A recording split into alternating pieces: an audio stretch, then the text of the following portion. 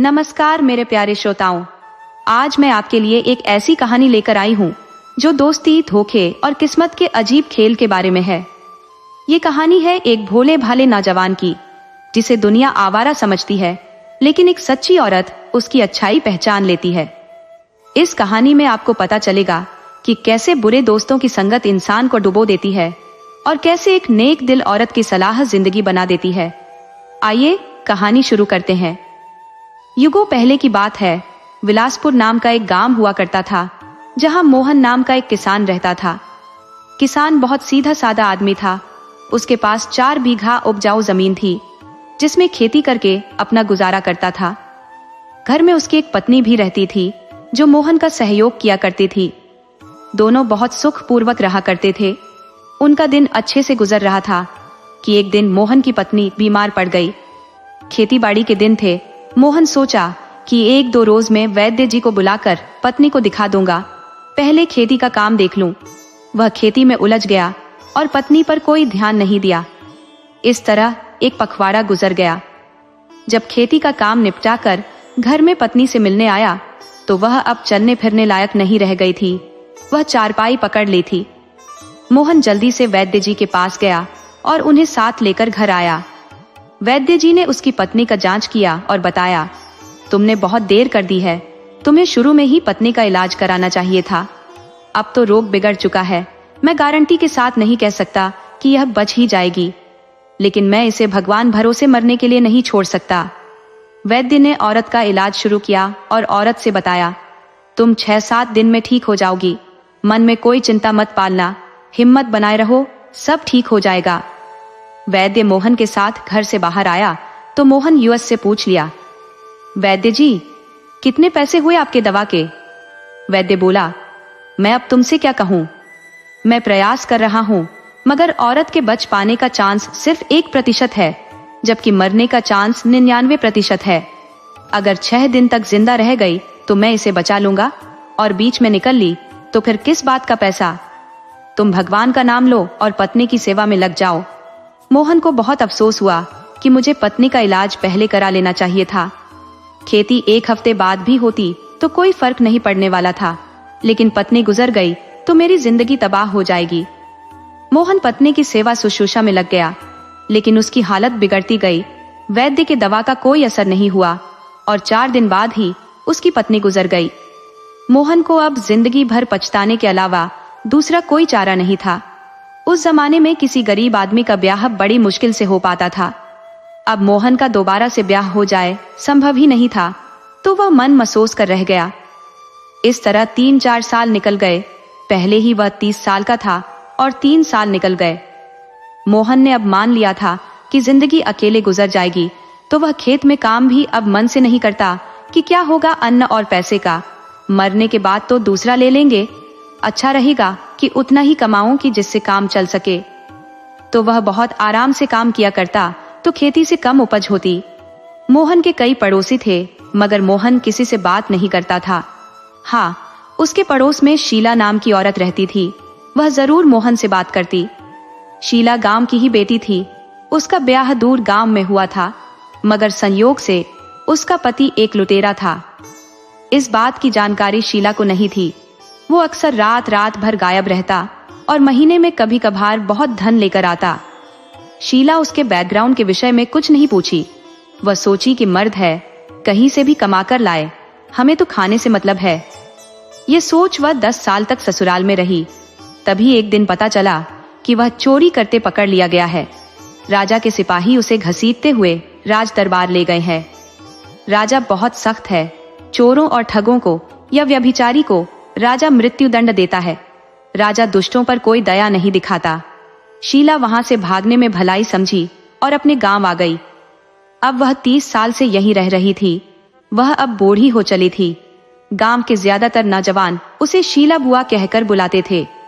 वो हर किसी के घर जाती और औरतों की कोई न कोई मदद कर देती, तो बदले में उसे खाने को मिल जाता तो मस्त रहा करती थी।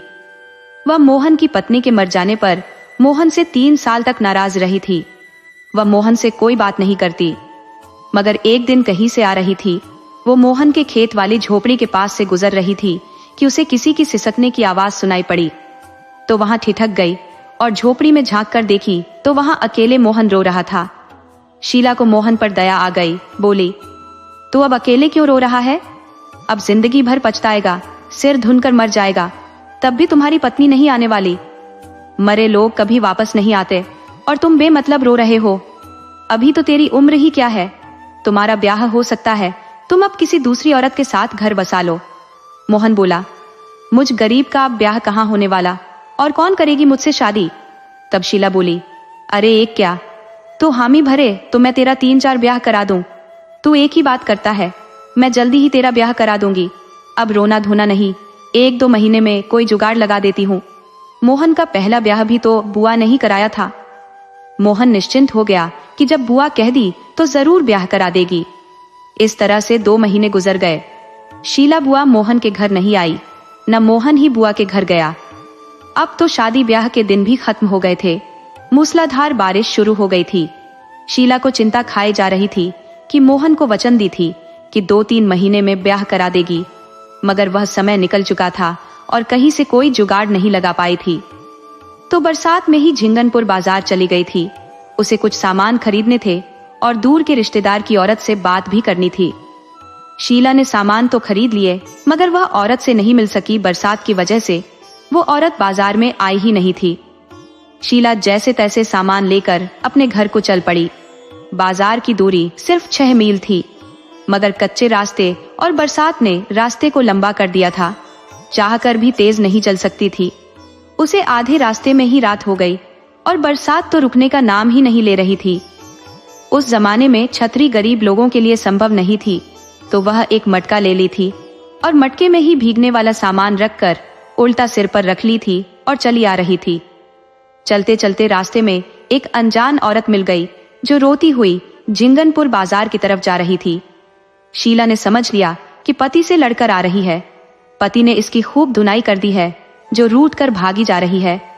अब यह अपने निष्ठुर पति के पास नहीं लौटने वाली। शीला बोली, अरे तुम कौन हो और इतनी रात में कहां भागी चली जा रही हो? देखती नहीं कि मूसलाधार जल गिर रहा है, लगता है प्रलय आ जाएगा और तुम इस भरी बरसात में बाजार की तरफ जा रही हो। तुम चलो मेरे साथ मेरे घर, रात में मेरे घर में ठहरो, कल सुबह चली जाना, मेरा घर 4 कदम दूर है। शीला ने जब उसे प्यार भरी बातें कही तो वो शीला से लिपट कर रोने लगी। शीला बोली, रो मत पगली, चुप हो जा, चल मेरे साथ पहले घर चल, उसके बाद समझूंगी कि आखिर किस कारण तुम्हें रात में क्यों जाना पड़ रहा है। वह औरत ने कोई विरोध नहीं किया। उसे कहीं न कहीं तो रात में रुकना ही था, मगर बीच रास्ते में फंस गई थी। गनीमत थी कि गलत हाथ नहीं लगी थी। वो शीला के साथ विलासपुर आ गई, मगर शीला उसे अपने घर नहीं ले गई। उसे लेकर सीधे मोहन के घर पहुंची। मोहन अब खाना बनाकर भोजन खाने बैठा था कि शीला ने दरवाजे पर दस्तक दी। मोहन जल्दी से दरवाजा खोला कि रात के वक्त कौन आ गया, वह भी बरसात में। मैं खाना भी कोई ज्यादा नहीं बनाया हूँ, कुल 10 लिट्टी ही बनाया हूँ। जब दरवाजा खोला तो सामने शीला बुआ थी। उसे देखकर मोहन बोला, अंदर आ जाओ बुआ, बरसात में भीग जाओगी। शीला बोली, सुबह से भीग रही हूँ, पहले मुझे बैठने की जगह दे, बेचारी एक औरत भी मेरे साथ है। शीला उसे अंदर बुला ली। औरत से बोली, तुम थोड़ी देर यहाँ बैठो, मैं सूखे कपड़े लेकर अभी आती हूँ। शीला का घर सामने ही था। तुरंत घर से कपड़े ले आई और औरत को बदलने को दिया और खुद भी कपड़े बदली। वह कपड़े बदलते वक्त ही देख ली थी कि औरत के शरीर पर डंडे के निशान थे। उसके पति ने जानवर की तरह मारा था। शरीर में ऐसा कोई अंग नहीं था जहां वो कसाई प्रहार न किया हो। शीला मोहन से बोली, तुमने गाय का दूध तो जरूर निकाला होगा। मोहन बोला, उसे गर्म करके रखा हूं, 3 सेर से कम नहीं होगा, तुम पी लो और औरत को भी पिला दो। 10 लिट्टी बनाया हूं, इसी में मिल बांट कर खा लेते हैं। शीला बोली, 1 सेर दूध में हल्दी और गुड़ मिलाकर गर्म करो और औरत को जल्दी पिलाओ, नहीं तो यह मर जाएगी। मोहन बोला, क्या हुआ है औरत को? तब शीला बोली, ये मैं बाद में बताऊंगी, पहले औरत का दर्द ठीक करना है, उसके बाद सब पता चल जाएगा। मोहन बिना देर किए दूध में गुड़ और हल्दी मिलाकर और गर्म किया। औरत एक सांस में सारा दूध पी गई। तो शीला बोली, 1 सेर और गर्म करो, इतने से इसका दर्द कम नहीं होगा, 1 सेर जब और पी लेगी तब जाकर ठीक हो पाएगी। मोहन फिर से दूध गर्म किया तो औरत ने फिर से दूध पी ली। शीला बोली, अब बताओ कैसा मिजाज है? तब वह औरत बोली, अब ठीक हूँ, शरीर की पीड़ा कम हो रही है। शीला बोली, अब बताओ कि तुम्हें इतना बेरहमी से किसने मारा है? तब औरत बोली, मेरे पति से आज भयंकर लड़ाई हो गई थी। वो रोज नशा करके आता है, मैं उसे अपने कमरे में घुसने ही नहीं देती। इस बात को लेकर रोज लड़ाई हो जाती है। शीला बोली, इस तरह तुम पति से लड़ोगी तो बच्चों पर बुरा असर पड़ेगा, तुम्हारे बच्चे बिगड़ जाएंगे। वैसे तुम्हारे कुल कितने बच्चे हैं? तब औरत बोली, मेरा ब्याह हुए अभी 2 माह हुआ है। मुआ पहली ही रात में नशा करके आ गया तो मैं उसे चेतावनी दी कि जब तुम नशा छोड़ दोगे उसके बाद ही तुम्हें अपने कमरे में आने दूंगी, वरना मुझसे दूर ही रहो। तब वो बोला कि नशा करके रोज आऊंगा और तुम्हें भी नशा पिलाऊंगा। अब नशेड़ी से कौन उलझे। मैंने घर का दरवाजा अंदर से बंद कर दिया, वो घर के बाहर ही रह गया। दूसरे दिन मुझसे खूब झगड़ा किया, मगर मैंने साफ मना कर दिया कि पहले नशा छोड़ो और 1 माह तक मुझे विश्वास दिलाओ कि मैं नशा नहीं करता, तब तो मैं तुम्हारे साथ रह सकती हूँ। तुम मेरे कमरे में रह सकते हो, वरना बाहर ही रहोगे। मैं उसे 1 हफ्ते तक बाहर ही रखी तो वह बहुत चिढ़ गया और मेरी पिटाई कर दी, और शाम में पहले ही घर में घुसकर बैठ गया तो मैं झट से दरवाजा बंद कर दी। वो घर के अंदर बंद हो गया और मैं बाहर आंगन में सो रही। सुबह दरवाजा खोलने पर बहुत मारा।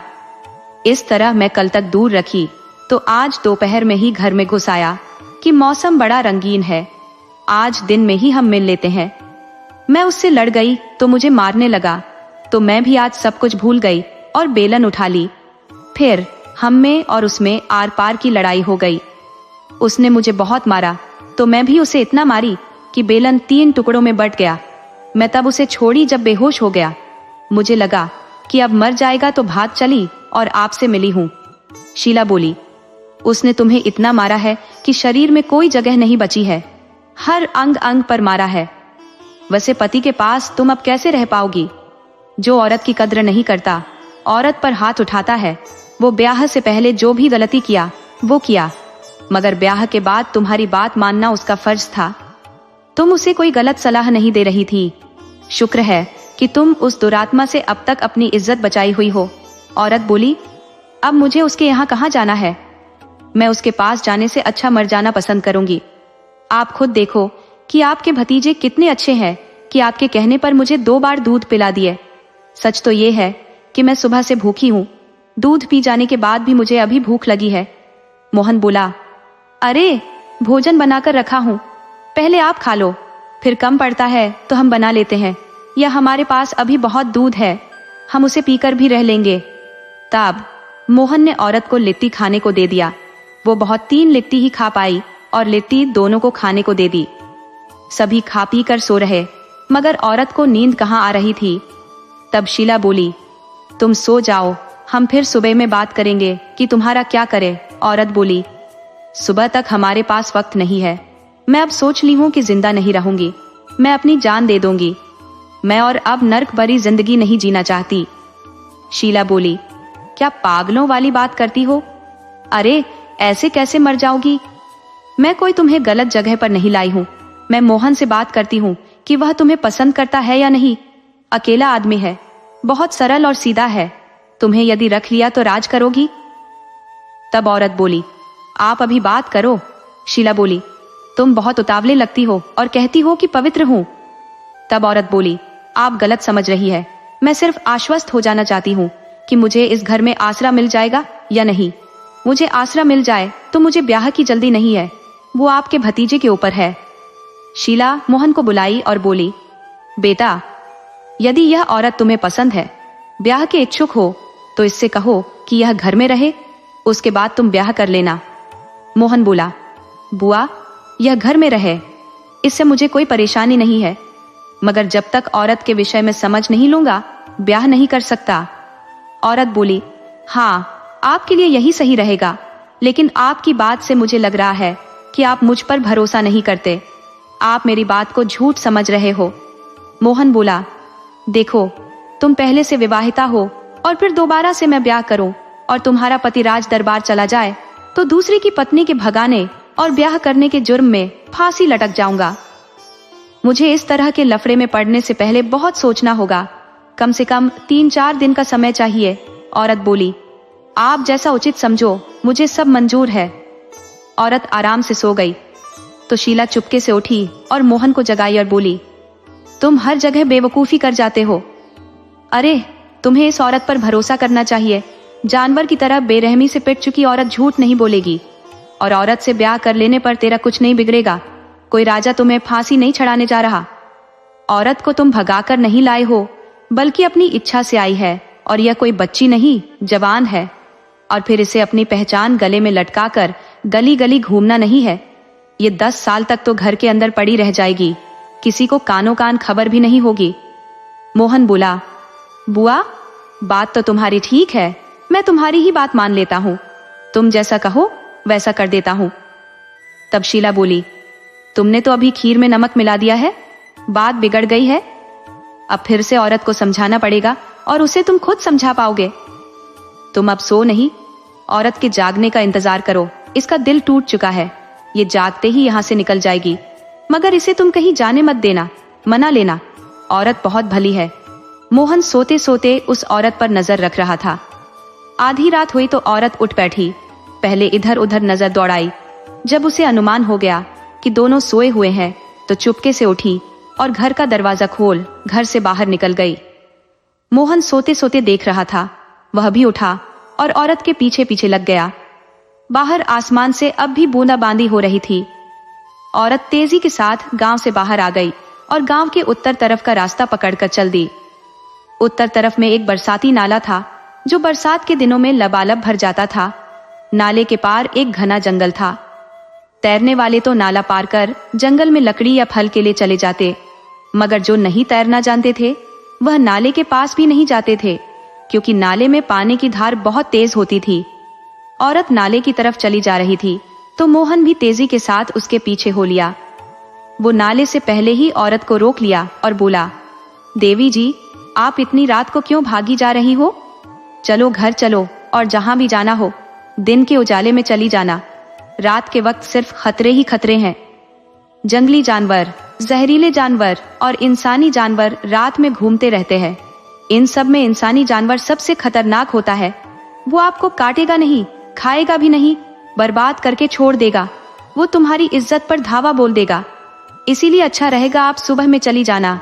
औरत बोली, तुम कौन हो और मुझे भाषण क्यों सुना रहे हो? मैं कुछ भी करूं, कहीं भी जाऊं, तुम मेरे होते कौन हो जो सलाह दे रहे हो? चुपचाप अपने घर चले जाओ। रात में किसी गैर औरत का पीछा करना कहीं से भी ठीक नहीं है। मोहन बोला, देवी जी, इतनी बेरुखी ठीक नहीं। अभी तो आपकी तबीयत भी ठीक नहीं है। आपको 1-2 हफ्ते तक दूध, हल्दी, गुड़ पीने की जरूरत है, तब आप ठीक हो पाओगी। औरत बोली, तुम्हारी नीयत मुझे ठीक नहीं लग रही। तुम कोई गुंडा बदमाश लगते हो। मेरा पीछा करोगे तो शोर मचा दूंगी, नहीं तो अपने घर लौट जाओ। मोहन बोला, देवी जी, आप अपनी कीमत नहीं जानती, मगर मैं जानता हूँ एक औरत की कीमत। इसलिए आपके आगे हाथ जोड़ता हूँ और फिर कहता हूँ कि घर चलो और सुबह में चली जाना। मैं आपको नहीं रोकूंगा। आपको रोकने का मेरा कोई हक भी नहीं है, मगर रात के खतरे को देखकर रोक रहा हूँ। मैं आपका पैर पकड़ रहा हूँ, आप लौट चलो। मोहन औरत के पैर पकड़ना चाहा तो उसने ठोकर मार दी और बोली, गुंडे, मुझे छेड़ने की कोशिश कर रहे हो? घर में फुर्सत नहीं मिली तो यहाँ आ गए हो। मोहन को गुस्सा आ गया और एक जोरदार थप्पड़ औरत के गाल पर जड़ दिया और बोला, बदचलन औरत, तुम किसी एक के साथ रह ही नहीं सकती। तेरी आदत है रात में घूमकर यार ढूंढने की। न जाने कितनों के साथ रात गुजारी होगी। मैं ही था जो तुझे भली समझ तेरी भलाई सोच रहा था। जाओ तुम जहां भी इच्छा हो, मुझे क्या पड़ी है तुझे रोकने की? तुम मेरी होती ही कौन हो? मोहन तेजी से घर की तरफ चल पड़ा। वो एक बार भी पीछे पलट कर नहीं देखा। उधर जब दोनों घर से निकले थे तो शीला बुआ ने देख लिया था। वो भी तो मोहन के घर में ही रात को सो गई थी। वो मोहन और उस औरत के लौट आने का इंतजार कर रही थी। मोहन अकेला घर आ गया तो शीला बोली, बेटा, वो औरत नहीं आई? मोहन बोला, नहीं, वो नहीं आई। स्वच्छंद औरत है, एक जगह नहीं रुक सकती। तुम भी न जाने कहां कहां से घास फूस उठाकर ले आती हो।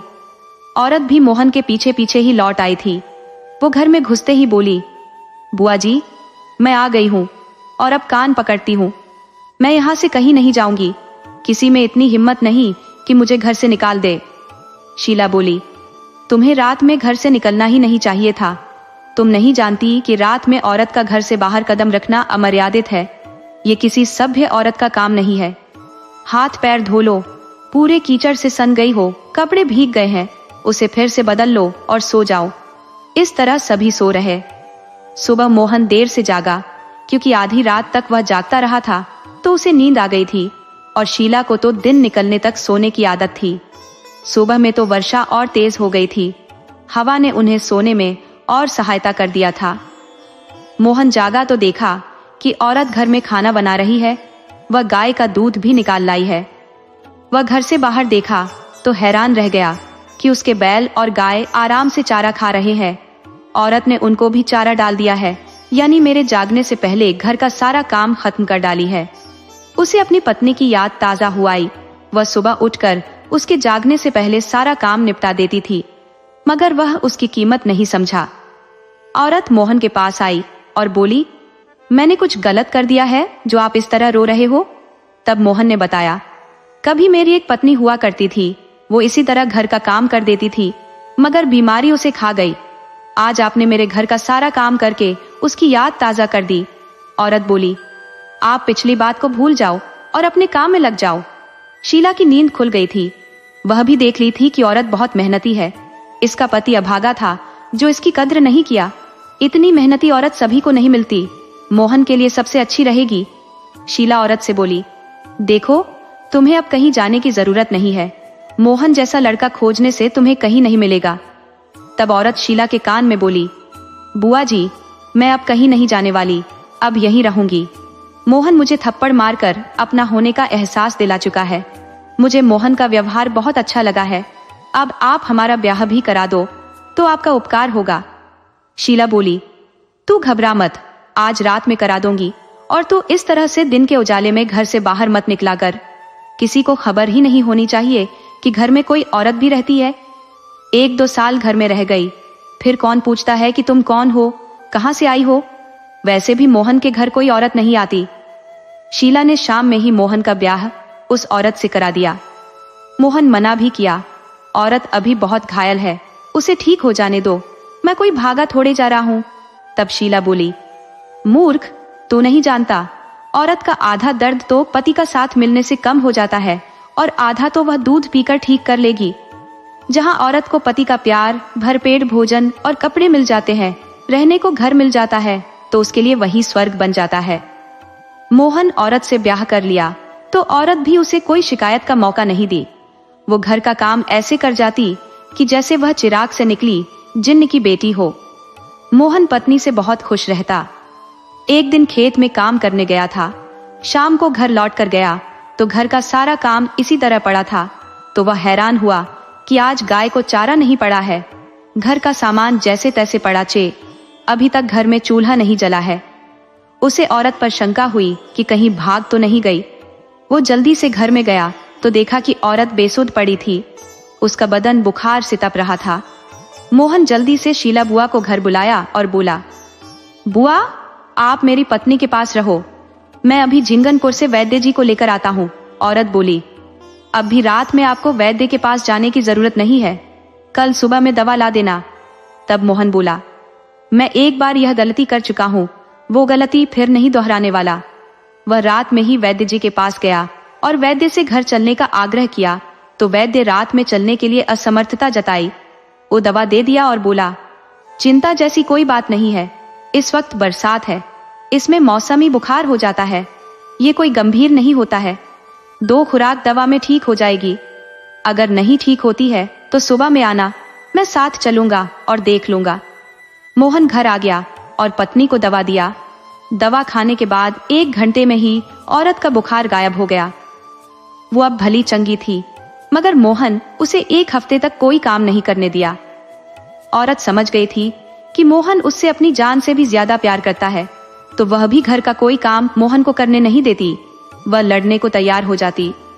तब मोहन उसे समझाता कि तुम ऊंची आवाज में बात करोगी तो पड़ोसी जान जाएंगे कि इस घर में कोई औरत रहती है। तब औरत बोली, कोई हाथी चुरा कर खुद छिप छिप कर नहीं जा सकता, पूरे मोहल्ले की औरतों को पता है कि इस घर में कोई औरत रहती है। इसमें छिपाने जैसी कोई बात नहीं है। हाँ, मुझे यह छिपाना है कि कोई यह न कहे कि इस घर में एक झगड़ालू पति पत्नी रहते हैं। इस तरह दोनों के दिन 5 साल गुजर गए। इस बीच दोनों 2 बच्चों के माता पिता बन गए थे।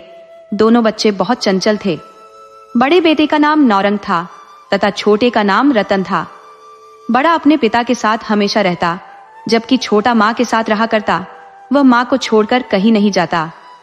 इस तरह मोहन का दिन बड़ी आराम से गुजरने लगा। बेटे देखते देखते जवान हो चले। बड़ा बेटा जंगल में अब गाय को चराने ले जाने लगा था। उसके पास धीरे धीरे एक से बढ़कर 101 गाय हो चुकी थी। तो नौरंग जंगल में गाय चराने ले जाता। एक दिन उसे जंगल में एक ऐसे आदमी से मुलाकात हो गई जो आराम से लेटा हुआ था। नौरंग करीब 2 माह से उस आदमी को देख रहा था कि एक पेड़ के नीचे एक आदमी लेटा रहता है, मगर आज उसे कुछ ज्यादा ही उत्सुकता हुई उस आदमी के विषय में जानने की। तो पास गया और पूछ लिया, दादा, इस जंगल में आप अकेले क्या करते हो और देखता हूँ कि मदमस्त होकर पेड़ के पास पड़े रहते हो। तब उस आदमी ने बताया, बेटा, किस्मत की बात है, सभी के भाग्य में आराम करना नहीं होता। नौरंग बोला, दादाजी, आप भाग्य पर सब कुछ मत छोड़ो। आदमी अपने भाग्य को खुद लिखता है। भाग्य में जो लिखा होता है वह सिर्फ उतना ही पाता है, लेकिन परिश्रम करने से भाग्य से ज्यादा मिल जाता है। मैंने तो अपने पिताजी से यही सीखा है। आप भी कोई काम करो, मेहनत करो, सिर्फ किस्मत के सहारे मत रहो। औरत बोली, बेटा, तू बड़ी काम की बात बता गया है। अरे, मैंने तो अपना सारा जीवन इसी तरह बिता दिया, कभी कुछ काम ही नहीं किया। तू ठीक कह रहा है, भाग्य के सहारे बैठे रहने से कुछ नहीं होगा। मैं कल से ही कोई काम करूंगी। तूने तो मेरी आंखें खोल दी। बेटा, तुम कोई साधारण लड़के नहीं लगते, तुम मेरे बेटे की तरह हो। तुम रोज मेरे से आकर मिला करो और मुझे इसी तरह अच्छी अच्छी बातें सुनाया करो। बेटा, तुम यदि रोज मुझसे मिला करोगे तो मैं तुम्हें सोना दे सकती हूँ। नौरंग बोला, क्या बात करती हो? तुम औरत हो या मर्द हो? औरत बोली, मैं न तो औरत हूँ न मर्द हूँ, मैं तुम्हारी किस्मत हूँ। तुम्हें जब भी सोने की जरूरत हो तो मुझसे मांग सकते हो। औरत ने अपने पास से एक सोने का सिक्का निकालकर उसे दे दिया। यह सोना नहीं है, ये एक जादुई सिक्का है। तुम जिस भी लोहे से इसे छुआ दोगे वह सोना में बदल जाएगा। मगर एक बात का ध्यान रखना, इसका उपयोग सिर्फ एक बार ही किया जा सकता है। एक बार उपयोग कर लेने के बाद यह सोना खत्म हो जाएगा, दोबारा से काम नहीं करेगा। फिर तुम्हें नया सोना लेने मेरे पास आना पड़ेगा। नौरंग बोला, आप कोई जादूगरनी हो या कोई और हो? तब वह औरत बोली, जादूगरनी नहीं, तुम्हारी किस्मत हूं, बार बार बताया ना। अब तुम जाओ, कल फिर मुझसे मिल लेना, मैं तुम्हें रोज एक सोने का सिक्का दूंगी। नौरंग एक सोने का सिक्का लेकर आ गया, मगर वह बात अपनी माँ से नहीं बताई। उसने उस सोने का सिक्का से एक लोहा छुआया तो वह लोहा सचमुच सोने में बदल गया। अब तो नौरंग के हाथ खजाने की चाबी लग गई थी। वह रोज सोने का सिक्का लाता और सोना बना लेता। वह सोने को सुनार के पास ले जाकर बेच देता तो सुनार बोला, बेटा, इतना सोना कहाँ से लाते हो? तब नौरंग बोला, मेरे दादाजी ने जमीन के अंदर सोना गाड़ रखा है, मैं उसी को निकाल निकाल कर बेचता हूँ। अब नौरंग को तो पैसों की कोई कमी नहीं थी, तो वह नगर में घूमने जाता और खूब खर्चे करता। एक दिन नगर में एक नर्तकी ने उसे अपने मोह जाल में फंसा लिया, उसे अपना भाई बना लिया। तो नौरंग उस पर खूब पैसे लुटाने लगा। एक दिन उसे जब नशा हो गया तो वह उसके पास ही सो गया। वह उस नर्तकी से बोला, मैं तुम जैसी बहन पाकर खुश हूँ, मेरे साथ चलकर जंगल में चलो, वहां तुम्हें मुंह मांगा धन दूंगा, वहां मेरे पास खजाना है। औरत बोली, तुम्हारे साथ चलने में कोई हर्ज नहीं, मगर मेरी एक शर्त है कि तुम मुझसे ब्याह कर लो, मैं तुम्हें पति बना लूंगी। औरत ने भी जब खजाने की बात सुन ली तो भाई से पति बना लिया। नौरंग उसे अपने साथ जंगल में ले आया और बोला, देखो, वह औरत एक पेड़ के नीचे सो रही है, उसी के पास खजाना गड़ा हुआ है, चलो मैं अभी तुमसे उसका सौदा करा देता हूँ। नौरंग उस जादूगरनी के पास गया और बोला, मुझे खजाना दे दो, मैं तुम्हें इस नर्तकी को दे रहा हूँ, इसके साथ मैं विवाह कर चुका हूँ, मैं तुम्हें पत्नी का दान करता हूँ। नर्तकी यह सुनकर रोने लगी, आप तो मेरे भाई थे, मुझे धोखा दे दिया। नौरंग बोला, बदमाश औरत, तूने मुझे अपना भाई बनाकर मुझे लूटा है, मेरे साथ धोखा किया है। तो मेरी कौन लगती है जो मैं तेरा साथ दूंगा? जादूगरनी ने नर्तकी को पकड़ लिया और नौरंग से बोली, जाओ खजाना निकाल लो।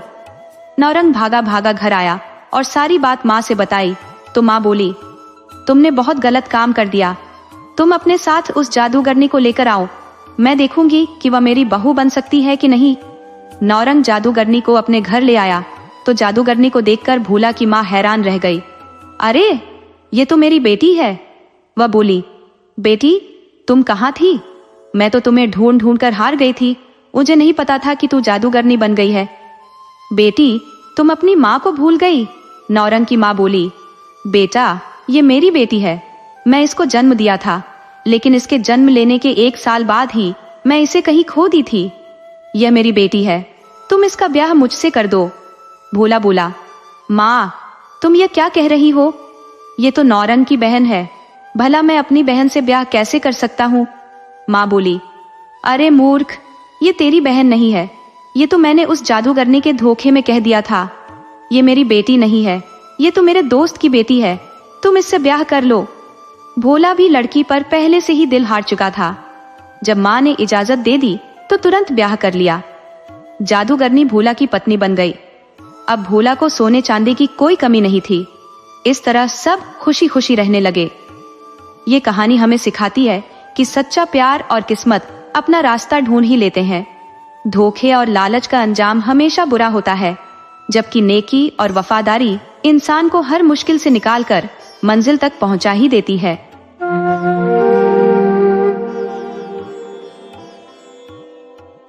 ये कहानी एक ऐसे लड़के के बारे में है जिसे धोखे से मौत के मुंह में धकेल दिया जाता है, लेकिन किस्मत और एक सौतेली माँ का प्यार उसे बचाता है। ये कहानी हमें सिखाएगी कि रिश्ते खून से नहीं दिल से बनते हैं। तो आइए कहानी शुरू करते हैं। सदियों पहले की बात है। किशनपुर नाम का एक गांव था जहां पर राम भरोसे नाम का एक गरीब ग्वाला रहता था।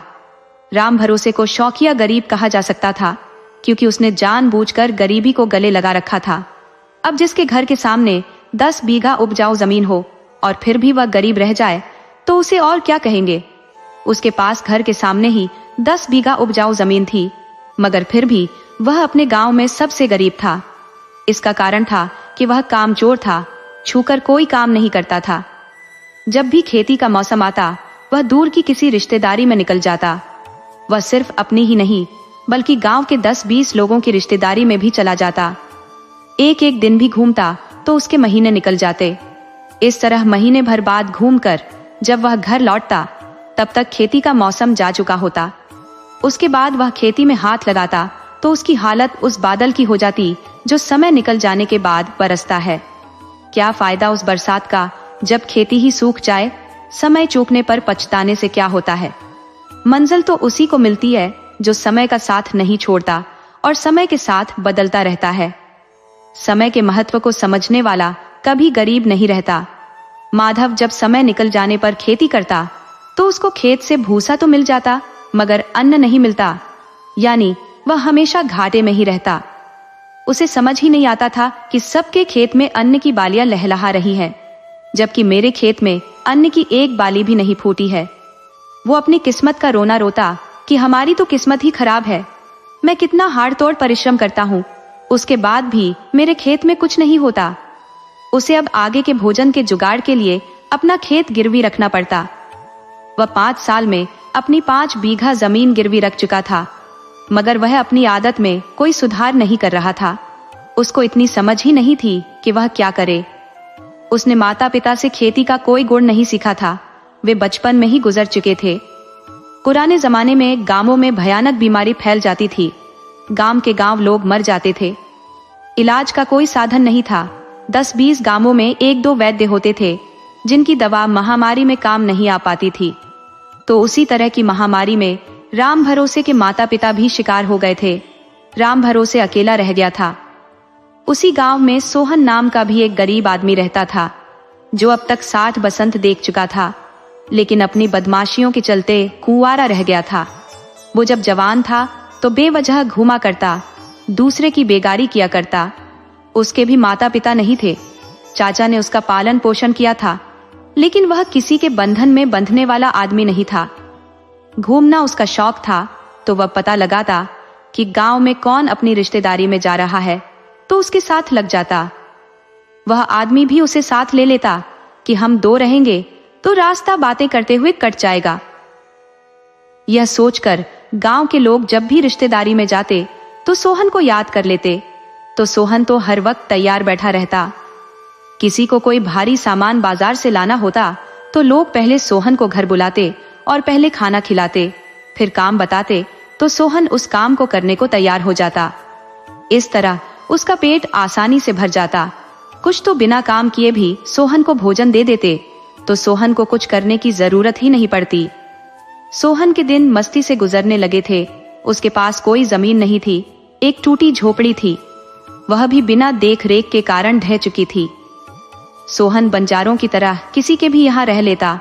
अब उसका अपना कोई पक्का ठिकाना नहीं था। उसका दिन इसी तरह गुजरने लगा। देखते देखते वह 30 साल पार कर गया था, लेकिन उसे पेट भरने के सिवा और कुछ सूझता ही नहीं था। एक दिन गांव के रामलाल साहूकार को अपने ससुराल जाना था, तो उसने सोच लिया कि साथ में सोहन को लेते जाएंगे। उसने सोहन से कहा कि सोहन भैया, मैं परसों ससुराल जा रहा हूँ, आप भी मेरे साथ ससुराल चलना। मैं वहां 3 दिन पहले जा रहा हूँ, वहां हम 3 दिन तक मौज मस्ती करेंगे। खाने का तो पूछो मत, तरह तरह के व्यंजन मिलेंगे। मेरी 2 सालियां हैं, मुझे ठेल ठेल कर खिलाती है। मेरे साथ रहोगे तो आपको भी बहुत मजा आएगा। सोहन बोला कि अभी से व्यंजन का गुणगान मत करो, वरना मेरे मुंह में पानी आ जाएगा। मैं आज से ही तैयारी में लग जाता हूँ। जब मुझे आपके ससुराल जाना है तो फिर मुझे अपने कपड़े वगैरह साफ करने पड़ेंगे। मेरे पास तो बस एक ही वस्त्र है। भैया रामलाल, तू मेरे को ससुराल से एक वस्त्र दिलवा देना। मेरा कपड़ा पुराना हो चला है, कभी भी फटकर मेरे शरीर की नुमाइश करा सकता है। आप साहूकार हो, आपकी ससुराल भी कोई ऐरे गहरे जगह पर नहीं होगी, वे लोग बड़े अमीर होंगे। रामलाल बोला कि सोहन भैया, अब पूछो मत। अरे वस्त्र तो बिन मांगे याचकों को भी दे देते हैं। तुम तो मेरे मित्र बनकर मेरे साथ जा रहे हो, तुम्हें तो 3 सेट कपड़े और विदाई में पैसे भी देंगे। तुम्हें मिठाई की एक बड़ी सी पोटली अलग से देंगे। तुम तो जानते हो एक पोटली में 10 सेर से ज्यादा मिठाई होती है। तुम 3-4 दिन तक तो आने के बाद सिर्फ मिठाई खाओगे, तुम्हारी भूख शांत हो जाएगी। सोहन बहुत खुश हुआ कि पहली बार किसी बहुत अमीर आदमी के पास जा रहा हूँ। अब तक जिसके साथ गया सबकी रिश्तेदारी या ससुराल गरीबों के यहाँ थी। मन माफिक लजीज व्यंजन नहीं खिलाए, मगर सोहन खुश था कि उसके खाने का रिकॉर्ड रामलाल के ससुराल में टूट जाएगा। विचार किया कि इतना खाऊंगा कि लोग दांतों तले उंगलियां दबा लेंगे। इस तरह विचार कर वह रामलाल के ससुराल जाने की तैयारी में लग गया। उसने अच्छे से कपड़े साफ किए, जाने के दिन खूब मलमल कर नहाया, उसके बाद खुशबूदार तेल लगाया, फिर रामलाल के साथ उसके ससुराल के लिए निकल लिया। रामलाल भी ससुराल में खूब ढाक जमाना चाहता था। उसने सोच लिया कि ससुराल में लोग पूछेंगे कि आपके साथ यह कौन आदमी है, तो मैं सोहन को अपना नौकर बता दूंगा। उधर सोहन सोच रहा था कि पहली बार मैं रामलाल का मित्र बनकर जा रहा हूँ, वरना औरों के साथ जाता था तो मेरा परिचय बड़े अजीब ढंग से देते थे, मगर आज रामलाल मुझे बड़े सम्मान के साथ ले जा रहा। हाय, गांव में रामलाल ही है जो मुझे समझता है, वरना सभी जाहिल है। दोनों शाम होने पर लहनापुर गांव में पहुंच गए। लहनापुर में ही रामलाल की ससुराल थी। रामलाल जब ससुराल में गया तो उस वक्त घर में कोई पुरुष नहीं था।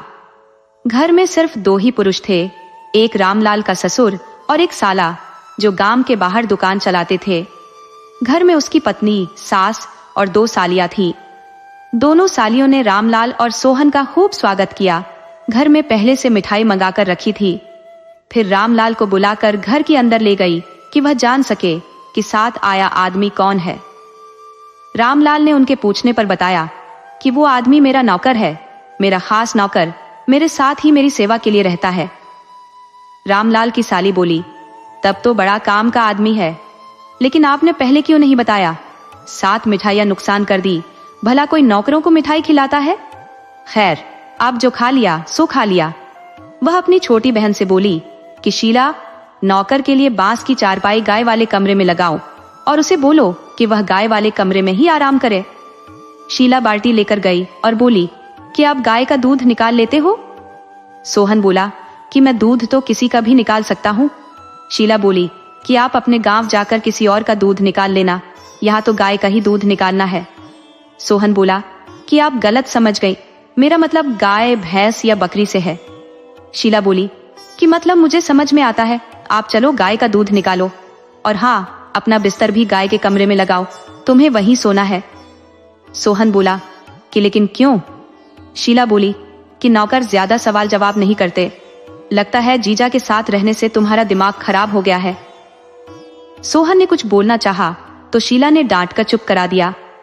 सोहन सोच रहा था कि गजब नक चढ़ी लड़की है, मेरे पर दादागिरी दिखा रही है। शीला के आदेश पर वो बांस की चारपाई लेकर गाय वाले कमरे में चला गया। उसके आदेश से गाय का दूध निकाल दिया। शीला थोड़ी देर में एक दरी चारपाई पर बिछाकर चली गई और एक दिया जला गई। बोली कि यहीं पड़े रहो, थोड़ी देर में यहीं भोजन मिल जाएगा।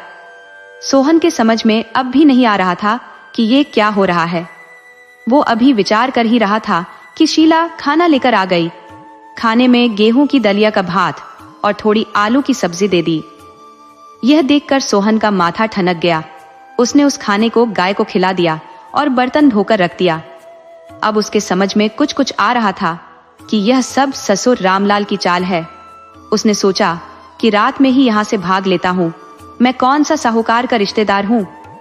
फिर उसे ख्याल आया कि इस तरह लौट गया तो अच्छा नहीं होगा, मुझे रामलाल को भी तो सबक सिखाना है। उधर रामलाल की तो चांदी कट रही थी। खाने में 10 तरह के व्यंजन बने थे।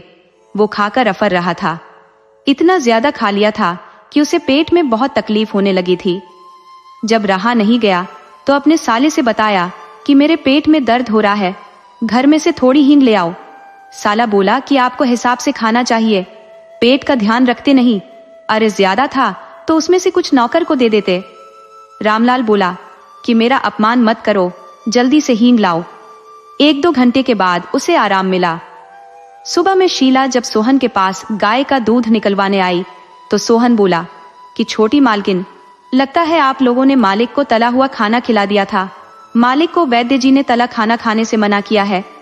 उनका रोग ही कुछ वैसा है कि वैद्य जी ने सिर्फ जौ की मोटी लिट्टी खाने को कहा है। शीला बोली कि क्या हुआ है मेरे जीजा को, कौन सा रोग है उन्हें? सोहन बोला कि अब मैं कैसे बता सकता हूँ, वह भी उनके ससुराल में। आप लोग जान जाइएगा तो फिर उनका गौना नहीं हो पाएगा। शीला बोली कि साफ साफ बताओ क्या हुआ है उनको। सोहन बोला कि बता दूंगा तो मालिक मुझे बहुत मारेंगे। शीला बोली कि यदि तुम नहीं बताओगे तो मैं तुम्हें बहुत मारूंगी। सोहन बोला कि आपके कोमल हाथों की मार सह लूंगा, मगर मालिक के जूतों की मार मुझसे बर्दाश्त नहीं होगी। शीला सोच ली कि क्या करना है। वो घर के अंदर गई और 10-12 रसगुल्ले लेकर आ गई और बोली कि इसे खा लो, तुम मुझे जीजा का रोग बता दोगे तो बहुत अच्छे अच्छे व्यंजन खिलाऊंगी और किसी से नहीं कहूंगी। सोहन बोला कि आप मेरी कसम खाओगी, किसी से नहीं बताओगी। शीला बोली कि मैं एक बार क्या, आपकी 100 बार कसम खाती हूँ कि किसी से कुछ नहीं बताऊंगी। तब सोहन बोला कि मालकिन, हमारे मालिक के पेट में गलछुआ हो गया है। वैद्य ने बताया है कि नियम संयम से रहे तो 2-3 साल तक जिंदा रह लेंगे, वरना तला चीज खाए तो महीना, 2 महीना या 2 दिन में भी मर सकते हैं। शीला बोली कि उस धोखेबाज को पत्नी मिलेगी। अरे वह मेरी बड़ी बहन है, उसे मैं जीते जी किसी रोगी के साथ नहीं जाने दूंगी। रामलाल बड़ा बेहया आदमी है, खुद उसकी जिंदगी का ठिकाना नहीं और आ गया है पत्नी ले जाने।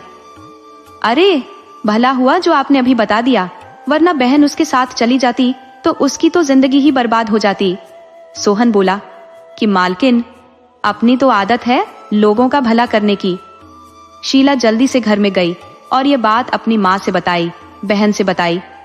बहन तो यह खबर सुनकर रोने लगी तो शीला बोली कि रो मत, अभी कुछ नहीं बिगड़ा है, तू अभी उसके साथ नहीं गई है।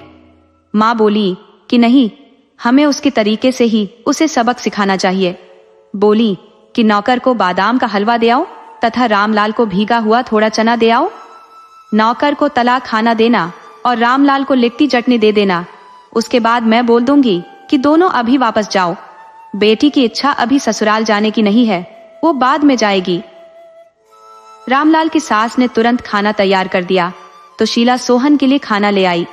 उसके खाने में बहुत से व्यंजन थे। उसने उसे जी भर के खाया।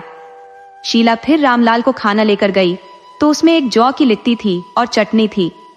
ये देख रामलाल भड़क गया और बोला कि साली साहिबा, ये क्या मजाक है, मेरे लिए ये लिट्टी क्यों?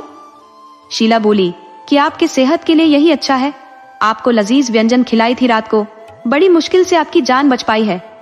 रामलाल बोला कि मुझे थोड़ी गैस बन गई थी, इसलिए परेशान था। शीला बोली कि बातें मत बनाओ, मुझे सब पता है। आप भयानक रोग से ग्रसित हो, आप जल्दी ही मर जाओगे। रामलाल बोला, ये झूठ है, ये बात किसने कह दिया?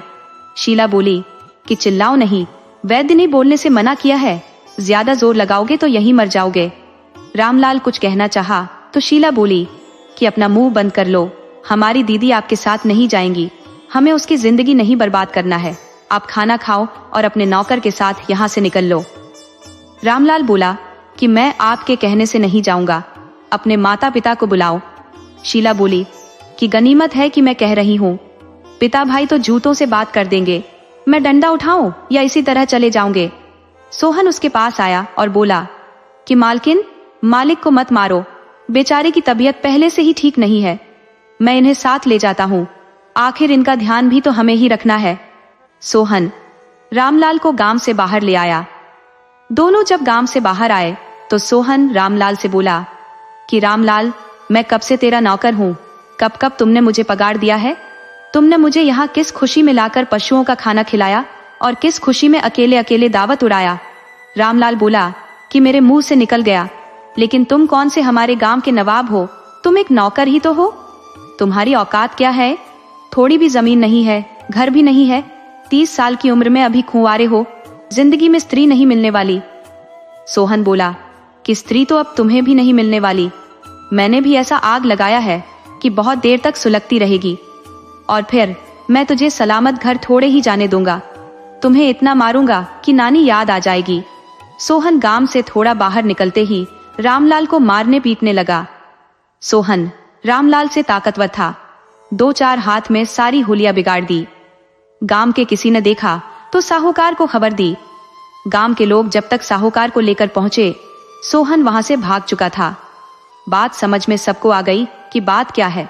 रामलाल बीमार नहीं है, बल्कि सोहन ने गुस्से में बता दिया था, और फिर गलती तो रामलाल की ही थी। रामलाल ससुराल में रह गया, जबकि सोहन घर लौट चला।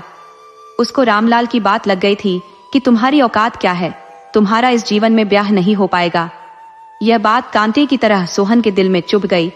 वह गांव आया तो उसे देखकर भोला बोला कि अरे सोहन, कहाँ रहते हो? मैं तुम्हें कल शाम से ढूंढ रहा हूँ, एक जगह रिश्तेदारी में चलना है। सोहन बोला कि काका, अब मुझे किसी की बेगारी नहीं करनी, अब जहां भी जाऊंगा पैसा लेकर जाऊंगा। मुझे नौकर कहलाना पसंद है, लेकिन मुफ्त की बेगारी जरा भी पसंद नहीं। उस दिन से सोहन ने अपनी दिनचर्या बदल ली। वह जब पैसे लेकर काम करने लगा तो उससे गांव वाले पैसा देकर भी काम कराने लगे। सोहन के मन में आत्मविश्वास जाग गया। वह अब एक एक पैसा इकट्ठा करने लगा। समय बीतने पर एक झोपड़ी बना ली और अपने घर में बनाकर खाने लगा। इस तरह उसे 20 साल गुजर गए। उसने अपने लिए 2 गायें खरीद ली। अब वह मजदूरी छोड़ चुका था। अब गाय का दूध बेचता और उसी से अपना काम चलाता। समय ने करवट ली और वह अब 60 साल का हो गया। किस्मत ने साथ नहीं दिया और वह कुंवारा ही रह गया। उसे अब बुढ़ापे का भय सताने लगा था। जब उसने राम भरोसे को देखा कि यह तो मेरे राह पर चल पड़ा है, जिस राह पर कभी मैं चला करता था, मेरी तो जिंदगी ही बर्बाद हो गई। लेकिन राम भरोसे के पास जमीन होते हुए भी उसे यह दिन देखना पड़े, यह उसे अच्छा नहीं लगा। उसने सोच लिया कि राम भरोसे की जिंदगी खराब नहीं होने देगा। उसने अपनी जिंदगी की सारी कहानी सुनाई। उसने राम भरोसे को समझाया कि तुम जिस रास्ते पर जा रहे हो, उस रास्ते पर चलकर मैंने अपनी जिंदगी खराब कर ली है। मैं तुझे आगाह कर रहा हूं कि अभी से संभल जाओ। राम भरोसे बोला कि काका, आज मेरे दिन बुरे हैं, कल को ठीक हो जाएंगे। सोहन बोला कि तुम्हारा दिन कभी ठीक नहीं होगा, क्योंकि तुम समय के साथ नहीं चल रहे, वक्त पर कोई काम नहीं कर रहे हो। सोहन बोला कि बेटा, तू नौजवान है, सुंदर है, शरीर से तगड़ा भी है, तेरे पास पर्याप्त खेत भी है, तू उसमें मेहनत कर, अन्न उपजाओ, फिर उसे बाजार में बेच दो, तेरे पास काफी पैसे हो जाएंगे।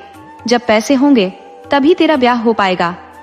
राम भरोसे बोला कि काका, हमारे पास न तो पैसे हैं न खाने को अन्न, मेरा आधा खेत भी गिरवी हो गया है।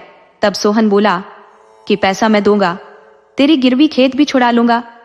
मैं अब तेरे साथ ही रहना चाहता हूँ, तेरा घर बनवा दूंगा, खेती का तरीका भी सिखाऊंगा, गाय से भी फायदे होंगे उसका भी तरीका समझाऊंगा। परिश्रम और लगन से सही समय का सदुपयोग कर आदमी हर मुश्किल से पार कर सकता है। मैंने जिंदगी में पत्नी का मुंह नहीं देख सका, मगर अब तुम चाहो तो बहू और पोते का तो मुंह देख ही सकता हूँ। मैंने तुम्हें अपना बेटा मान लिया है, मैं तेरे साथ रहूंगा तो देखना, तेरी मेहनत रंग लाएगी, तेरे घर राजकुमारी चलकर आएगी। बस अपने पर भरोसा कर, वक्त को बर्बाद मत कर। सोहन की बात सुनकर राम भरोसे की तो जैसे नींद खुल गई थी। अभी तक तो वह वक्त बर्बाद कर रहा था, अब तक वह कभी सोहन को महत्व नहीं दिया था, मगर आज सोहन में उसे अपने पिता नजर आने लगे थे। राम भरोसे अब सोहन को खोना नहीं चाहता था। बोला कि काका, आज आप मेरे पिता बन गए हो, मुझसे वादा करो कि मुझे छोड़कर कहीं नहीं जाओगे। सोहन बोले, नहीं बेटा, नहीं, मैं तुम्हें नहीं छोड़ने वाला। भला बुढ़ापे में कहाँ जाऊंगा, अब हमारा जीना मरना यहीं पर है। चलो हम आज से ही खेत में काम शुरू करते हैं। सोहन ने बहुत से पैसे इकट्ठा किए थे, तो पहले गिरवी रखा, खेत छुड़ा लिया, घर बनवा दिया और फिर दोनों साथ मिलकर खेत में काम करना शुरू कर दिए और उनकी मेहनत रंग लाने लगी। राम भरोसे एक आलसी लड़के से प्रगतिशील किसान बन गया। दोनों बहुत खुश होकर रहने लगे। घर में कमी थी तो एक स्त्री की। उधर जिस राज्य में वे रहते थे उस नगर का नाम विजयपुर था। वहां का राजा विक्रम था। उसकी रानी राजकुमारी नम्रता को जन्म देने के बाद मर गई थी। राजा ने राजकुमारी की खुशी के लिए ब्याह नहीं किया था। राजकुमारी अब सयानी हो चली थी। वह शिकार की बहुत बड़ी शौकीन थी, तो रोज जंगल में शिकार को चली जाती। एक दिन वह जंगल में गई हुई थी। वह आगे बढ़ रही थी कि उसे दो भाई बहन मिल गए जो देखने से राजकुमार राजकुमारी लग रहे थे, लेकिन दोनों महाठग थे। राजा विक्रम ने अपने राज्य में दूसरे राज्य के राजकुमार और राजकुमारी को देखकर उत्सुकता हुई। वैसे राजकुमारी बहुत सुंदर थी, लेकिन राजकुमार 40 साल का था। राजा को राजकुमारी बहुत पसंद आ गई। उसे देखकर राजा का मन बेचैन हो उठा। राजा ने बिना देर किए उस लड़की के सामने ब्याह का प्रस्ताव रख दिया। राजकुमारी बोली कि मैं पहले आपके महल में चलूंगी, वहां की स्थिति देखूंगी। मेरा भाई मुझसे बड़ा है, पहले इसके ब्याह के बारे में सोचूंगी, उसके बाद अपना ब्याह करूंगी। वह समझ गई थी कि राजा मेरे पर आशिक हो गया है। वह राजा के साथ महल में अपने भाई के साथ आ गई। उसके भाई की नजर राजकुमारी नम्रता पर गई तो देखता रह गया। उसने सोच लिया कि मौका अच्छा है, वह अपनी बहन के बदले इतनी सुंदर कमसिन राजकुमारी से भी ब्याह कर सकता है। उसने बहन को बुलाया और समझाया कि तुम चाहो तो यह राजकुमारी हमारी पत्नी बन सकती है। बहन बोली, होश में तो हो? अरे, मेरा ब्याह होते ही राजकुमारी मेरी बेटी बन जाएगी और तुम मामा बन जाओगे। मामा और भांजी का कभी ब्याह नहीं हो सकता। मैं राजा से कहकर किसी दासी से तुम्हारा ब्याह करा देती हूँ। भाई भड़क गया कि ज्यादा उड़ान मत भरो, मत भूलो कि तुम्हारा नाम सिर्फ राजकुमारी है। तुम कहीं की राजकुमारी नहीं हो और मेरा नाम राजकुमार है। मैं भी कहीं का राजकुमार नहीं हूँ। तुम राजा के सामने शर्त रख दो कि अपनी राजकुमारी से मेरे भाई का ब्याह कर दोगे, तभी मैं आपसे ब्याह करूंगी। लड़की बोली, नहीं, मैं ऐसा नहीं कर सकती। तुम समझ सकते हो कि राजा जब तुमसे अपनी बेटी का ब्याह कर देगा तो फिर मेरे से ब्याह नहीं करेगा। तुम नहीं चाहते कि मैं राजा से ब्याह करूं? तब भाई बोला कि यही समझ लो, मेरा ब्याह राजकुमारी से नहीं हुआ तो तेरा भी ब्याह नहीं होने दूंगा। मैं सारा पोल खोल कर रख दूंगा। राजा को तो इश्क का रोग लग ही गया था। रात हुई तो वह उस लड़की के पास पहुंच गया। लड़की ने देख लिया कि राजा मेरे लिए व्याकुल होता जा रहा है, तो न चाहते हुए भी राजा के सामने प्रस्ताव रख दी कि महाराज, मेरे भाई का ब्याह किए बगैर मैं अपना ब्याह नहीं कर सकती। आप यदि बहुत जल्दी में हो तो आप अपनी राजकुमारी का ब्याह मेरे भाई से कर दो। राजा बोला, राजकुमारी, क्या यह उचित रहेगा? राजकुमारी बोली, यह अनुचित भी नहीं है। आप जितनी जल्दी ब्याह करा दोगे मैं आपकी बन जाऊंगी। राजा बोला, जब नहीं मानती हो तो हम अपनी राजकुमारी का ब्याह तुम्हारे भाई से करने को तैयार हूँ। कल रात में पहले तेरे भाई की शादी होगी, उसके कुछ देर बाद हम ब्याह कर लेंगे। लड़की बोली, ठीक है, तब तो मैं महल छोड़कर कहीं नहीं जाऊंगी, बस आपकी होकर रह जाऊंगी। सुबह में राजा ने ऐलान कर दिया कि आज रात मेरी राजकुमारी नम्रता का ब्याह है। राजकुमारी नम्रता यह सुनकर बहुत घबरा गई कि अब मैं क्या करूं। जब राजा ने फैसला ले ही लिया है तो अपने फैसले से पीछे नहीं हटेगा। मेरा ब्याह उस बूढ़े से करके ही मानेगा। अब जो भी करना होगा मुझे करना होगा। राजकुमारी ने अपनी दासी की मदद से भेष बदला और महल से भाग गई। देर होने पर राजा स्वयं राजकुमारी के कमरे में आया, परंतु राजकुमारी वहां नहीं थी। राजा को कोई शक ही नहीं रहा कि राजकुमारी महल छोड़कर भाग गई है। राजा उदास हो रंग महल में वापस आ गया और उस लड़की से बताया कि राजकुमारी कहीं भाग गई है, हम उसे खोजवाने में लगे हुए हैं, तब तक हम अपना ब्याह कर लेते हैं। राजकुमारी के मिलते ही हम तुम्हारे भाई का भी ब्याह करा देते हैं। लड़की सोची, यही सुनहरा मौका है। उसने भाई से कहा, भाई तुम इंतजार करो, तेरी भी शादी हो ही जाएगी, मैं तब तक ब्याह कर लेती हूँ। भाई बोला, नहीं, तुम ब्याह नहीं कर सकती, यदि मेरा ब्याह नहीं हुआ तो तेरा भी नहीं होगा। दोनों की लड़ाई में उनका राज्य खुल गया। राजा ने जब सुना कि दोनों में कोई राजकुमार और राजकुमारी नहीं है, दोनों मिलकर धोखा दे रहे थे, तो सिपाहियों को आदेश दिया कि दोनों को जेल में डाल दो। उधर राजकुमारी रात में भागती रही। भोर होते होते पहुंच गई किशनपुर। राम भरोसे का घर गांव से बाहर ही था, तो वह बेधड़क उसके घर में प्रवेश कर गई। राम भरोसे उस वक्त जगा हुआ था। उसने अपने घर में लड़की को देखकर चौंक पड़ा। बोला, अरे तुम कौन हो, मेरे घर में कैसे आ गई? राजकुमारी बोली, मैं इस राज्य की राजकुमारी हूँ, फिलहाल कुछ दिन तुम्हारे घर में रहूंगी, इस बात की जानकारी किसी को नहीं होनी चाहिए। राम भरोसे जल्दी ही समझ गया कि यह राजकुमारी ही है। वो बोला, राजकुमारी मेरे घर में क्यों रहना चाहती हो? राजकुमारी बोली, मैं राजकुमारी हूँ, जब जहाँ जरूरत पड़े रह सकती हूँ, ये मेरी प्रजा का घर है, तुम मेरा मुंह मत देखो, मेरे ठहरने का प्रबंध करो। सोहन काका भी वहीं थे। उन्होंने कहा, बेटा कहा था ना कि राजकुमारी एक दिन चलकर आएगी, अब वह आ गई है। राम भरोसे ने राजकुमारी को रहने की व्यवस्था कर दी। राजकुमारी गुप्त रूप से राम भरोसे के घर रहने लगी। कोई महीना भर बीत गया, परंतु राजकुमारी का पता राजा के सैनिक नहीं लगा पाए। इधर एक महीने में राजकुमारी राम भरोसे से इतनी प्रभावित हुई कि उसको ही दिल दे बैठी। उसने दूसरे दिन राम भरोसे को आदेश दिया कि तुम मुझसे ब्याह कर लो। राम भरोसे बोला, मैं भला राजकुमारी से ब्याह कैसे कर सकता हूँ? राजा तो मुझे फांसी पर लटका देगा। राजकुमारी बोली, ब्याह नहीं करोगे तो मैं तुम्हें फांसी पर लटका दूंगी, सोच लो किसमें भलाई है। आखिर राम भरोसे ने राजकुमारी से ब्याह कर लिया। महीनों गुजर गए। एक दिन राजकुमारी संग राम भरोसे पकड़ लिया गया। दोनों को राज दरबार लाया गया। राजकुमारी कोई भयभीत नहीं थी, परंतु राम भरोसे डरा हुआ था। परंतु राजा ने दोनों का दरबार में स्वागत किया और राम भरोसे पर खुशी जाहिर की कि तुमने राजकुमारी को अपने घर शरण देकर बहुत अच्छा किया। राजकुमारी ने भी अपने लिए अच्छे वर का चयन किया, मुझे खुशी है। मैं तो राजकुमारी की जिंदगी ही बर्बाद करने पर तुला हुआ था, मगर भगवान ने बचा लिया। इस प्रकार दोनों राजमहल में रहने लगे। दोनों ने सोहन काका को भी महल में बुला लिया। तीनों खुशी खुशी राजमहल में रहने लगे। कहानी से सीख, समय का पहिया जब घूमता है तो आलसी को भी मेहनती बना देता है और अपमान की आग इंसान को कुछ कर गुजरने की प्रेरणा देती है। किस्मत भी हमेशा बहादुर और नेक दिल वालों का ही साथ देती है।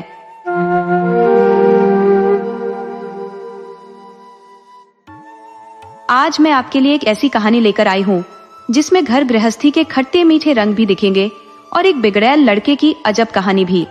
ये कहानी 2 हिस्सों में है। पहले हिस्से में हम देखेंगे कि कैसे एक शांत पति और एक समझदार साली ने मिलकर एक गुस्सैल पत्नी को एकदम बदल दिया, और दूसरे हिस्से में देखेंगे कि उन्हीं के बेटे ने जवानी में ऐसा कौन सा रास्ता पकड़ लिया कि उसकी जिंदगी ही पलट गई। इस कहानी में आपको सीखने को मिलेगा कि अच्छी सलाह सोने से भी महंगी होती है और गलत रास्ते की मंजिल हमेशा जेल ही होती है। तो चलिए अब कहानी शुरू करते हैं। पुराने जमाने में श्यामपुर नाम का एक गांव था। जहाँ दयाशंकर नाम का एक धनी सेठ रहा करता था। उसके पास नगर के चौराहे पर एक आभूषण की दुकान थी जो खूब चलती थी। सेठ गहनों को खुद ही बनाया करता था। उसके बनाए हुए गहने श्यामपुर के राजा की रानी भी पसंद करती थी, तो आभूषण के लिए राज दरबार से कभी कभी ऑर्डर मिला करता था।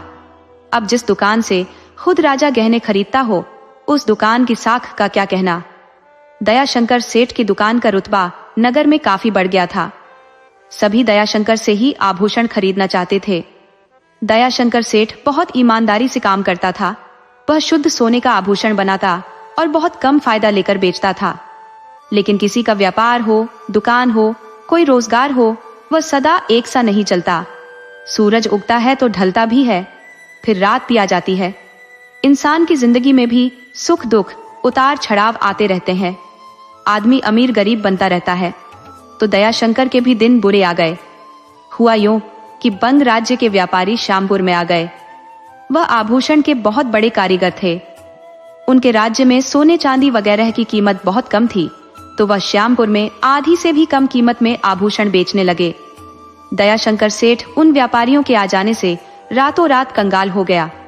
राजा ने भी जब सुना कि हमारे नगर में बहुत कम कीमत में आभूषण बेचने वाले आए हैं, तो राजा ने उन्हें आग्रह कर अपने नगर में बसने के लिए स्थान दे दिया, उनकी सुरक्षा का प्रबंध करा दिया। तो वह व्यापारी यहीं श्यामपुर में रहकर आभूषण का कारोबार करने लगे। दयाशंकर सेठ आसमान से जमीन पर आ गए थे। उनका धंधा बंद हो चुका था। उनके पास जो आभूषण थे वह बहुत महंगे बने थे। अब कम कीमत में बेच देने से दयाशंकर सेठ को बहुत ज्यादा का घाटा लग गया। सेठ की दुकान बंद हो गई। सेठ को गहने बनाने के अलावा और कोई हुनर नहीं था। घर में और कोई सदस्य भी नहीं था जो दूसरा काम जानता हो। सेठ और सेठानी ही घर में रहते थे। उनका अभी कोई बेटा भी नहीं था। सेठ अपने धंधे में इतना रम गया था कि उसे अपने घर गृहस्थी का ख्याल ही नहीं रहा। सेठ के ब्याह के भी 10 साल से कहीं ज्यादा गुजर चुके थे। सेठ कारोबार के बंद हो जाने से काफी निराश और परेशान था। अपने पति को निराश और परेशान देखकर सेठानी ने पूछ लिया, आप बहुत निराश और परेशान लग रहे हो। तब सेठ ने सेठानी से सब कुछ बता दिया कि बाहर के व्यापारियों के नगर में आ जाने से मेरा रोजगार बंद हो चुका है। अब मुझे जमा पूंजी से ही काम चलाने हैं। आमदनी का जरिया बंद हो चुका है। तब सेठानी बोली, आप जरा भी परेशान मत होइए। अभी हमारे पास इतना धन है कि हम 20-30 साल तक आराम से बैठकर खा सकते हैं। अभी मानकर चलिए कि हमारे व्यापार में खतरनाक आंधी चल रही है, तो हमें फूंक फूंक कर कदम रखने चाहिए। मेरी मानिए तो 2-4 साल बिल्कुल शांत होकर घर बैठ जाइए और शांति से विचार कीजिए कि हम अब कौन सा रोजगार खड़ा कर सकते हैं, क्योंकि बिना रोजगार किए तो हमारा जमा किया हुआ धन खत्म हो जाएगा। आगे आने वाली पीढ़ियों के लिए हम कुछ नहीं कर पाएंगे। सेठ को सेठानी ने बहुत तरह से सांत्वना दी, उसे हिम्मत दी कि हम साथ हैं तो हर मुश्किल से लड़ लेंगे। इंसान का साथ चाहे सारी दुनिया छोड़ दे, मगर जब पत्नी कमर में पल्लू खोसकर साथ खड़ी हो जाती है तो उस आदमी को सारी दुनिया की ताकत मिल जाती है। उस आदमी का अब कोई कुछ बिगाड़ नहीं सकता। सेठ पत्नी की बात मानकर घर में ही रहकर समय गुजारने लगा। जब कोई 1 साल गुजर गया तो सेठानी को पता चला कि हमारे नगर के पास वाले जंगल के बीच में एक महात्मा जी रहते हैं। वह एक पहुंचे हुए महात्मा है। तो सेठानी ने सोच लिया कि वह पति को सलाह देगी कि वो महात्मा से जाकर मिले और उनसे मार्गदर्शन की सलाह ले। उसे पड़ोस की एक औरत से पता चला था। सेठानी घर आई और पति से बताई, आप जंगल में जाकर महात्मा से मिलो। हमारे नगर के पास वाले जंगल में एक महात्मा जी रहते हैं। वह बहुत सिद्ध महात्मा है।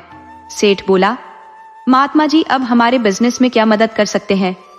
वह महात्मा है, कोई व्यापारी थोड़े है कि व्यापार की सलाह देंगे। पत्नी बोली, आप सिर्फ व्यापार किए हो, इसलिए व्यापार से आगे कुछ नहीं जानते, जबकि आपको व्यापार से आगे की सोचना चाहिए। महात्मा लोग बहुत शक्तिशाली होते हैं। उनकी शक्ति उनकी जबान में होती है। उनके मुंह से निकली वाणी भगवान की लेखनी बन जाती है। आप जानते हो कि हमारा व्यापार बंद हो चुका है। हमारे घर में एक बेटा या बेटी भी नहीं है। हमें महात्मा से मिलकर अपनी चिंता जाहिर करनी चाहिए। सेठ बोला, वैसे तो मेरी कोई इच्छा नहीं है महात्मा से मिलने की, लेकिन कहती हो तो मैं तुम्हारे साथ महात्मा के पास चला चलूंगा। स्त्री बोली, ठीक है, तो कल हम महात्मा जी के पास चलेंगे। दूसरे दिन सेठ सेठानी महात्मा जी के पास चले गए। जंगल के काफी अंदर में महात्मा जी रहते थे। जंगल से होकर गांवों में जाने का रास्ता था। लोग आते जाते रहते थे और रात होने पर महात्मा जी के आश्रम के आसपास या फिर महात्मा के आश्रम में ठहर जाते थे। जाहिर था कि जंगल में बहुत खतरनाक जानवर नहीं थे, या थे भी तो महात्मा के प्रभाव से हिंसा छोड़ चुके थे। सेठ सेठानी महात्मा के पास चले गए। महात्मा जी उस वक्त ध्यान में बैठे थे। दोनों सेठ सेठानी बैठकर उनका इंतजार करने लगे। थोड़ी देर में महात्मा जी ध्यान से बाहर आए तो सेठानी उनसे मिलने गई। सेठानी ने अपनी सारी कहानी सुना दी और महात्मा से मदद मांगी। आप कृपा करो कि हम बुरे दौर से बाहर आ जाएं। तब महात्मा बोले, सेठ के हाथ से तो अब कोई भी व्यापार होने से रहा, लेकिन तुम्हारी तकदीर एक न एक दिन जरूर करवट लेगी और जिंदगी में अच्छे दिन भी आ जाएंगे। सेठ की रुतबा और रौनक फिर से लौट आएगी, लेकिन इसमें बहुत लंबा समय लगेगा। तुम्हें एक बेटे की प्राप्ति होगी। वह बेटा बड़ा ही भाग्यशाली होगा। उसके सौभाग्य से तुम दोनों के दिन भी समर जाएंगे। तुम्हारा व्यापार फिर से चल निकलेगा। महात्मा ने सेठानी को एक फल दिया और बोले, इसे खा लेना। इसमें से सेठ को देने की गलती मत करना, वरना अनर्थ हो जाएगा। वैसे तुम बहुत समझदार औरत हो, खुद समझती हो कि क्या करना है। सेठ पास नहीं था, वह दूर बैठा था, तो महात्मा और अपनी पत्नी की बातचीत को नहीं सुन रहा था।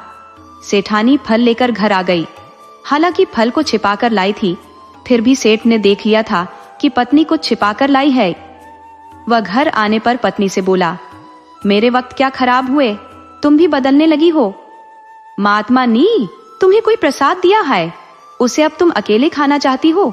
स्त्री बोली, आप घर में रहने से काफी चिड़चिड़े और शक्की हो गए हो, इसलिए मुझ पर शक करने लगे हो, जबकि आप जानते हो कि मैं कोई भी अच्छी चीज पहले आपको खिलाती हूँ, मुझे मिले न मिले, मुझे इसकी परवाह नहीं रहती। सेठ बोला, तुम महात्मा का दिया हुआ प्रसाद क्यों छिपा कर रखी हो। सेठानी बोली, वह प्रसाद बेटे की प्राप्ति के लिए है। यदि आप खुद बेटा पैदा करना चाहते हो तो लो, प्रसाद खा लो। मुझे क्या पड़ी है 9 माह तक पेट में औलाद को ढोने की, मुझे कष्ट उठाने का कोई शौक नहीं है। लो, ये फल खा लो और खुद सोचो कि औलाद किस तरह पैदा करोगे। अरे, इतनी मुश्किल में फंस जाओगे कि कोई वैद्य भी मुश्किल से नहीं निकाल पाएगा। सेठ बोला, जब यह बात थी तो मुझे बताना चाहिए था ना, मैं सोचा तुम अकेले अकेले फल खाना चाहती हो। सेठानी बोली, अब ज्यादा दिमाग मत दौड़ाओ, चुपचाप घर में पड़े रहो और भगवान का नाम लेते रहो, आने वाले समय में सब ठीक हो जाएगा। इस तरह सेठ अपने घर में पड़ा रहा।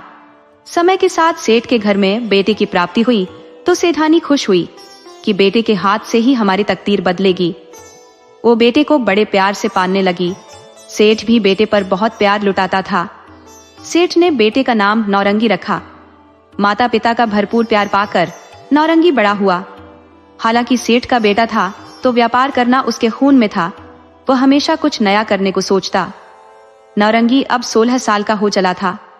एक दिन पिता से विचार किया कि हमें अब व्यापार करना चाहिए, तो सेठ दयाशंकर ने उससे कहा, बेटा, कोई भी धंधा करने से पहले उसका ज्ञान होना चाहिए। बिना जानकारी के व्यापार घाटे में चला जाता है। तुम पहले कुछ सीख लो, उसके बाद व्यापार करना। वो पिता से निराश हो माँ के पास गया और माँ से बोला, माँ, मैं व्यापार करना चाहता हूँ।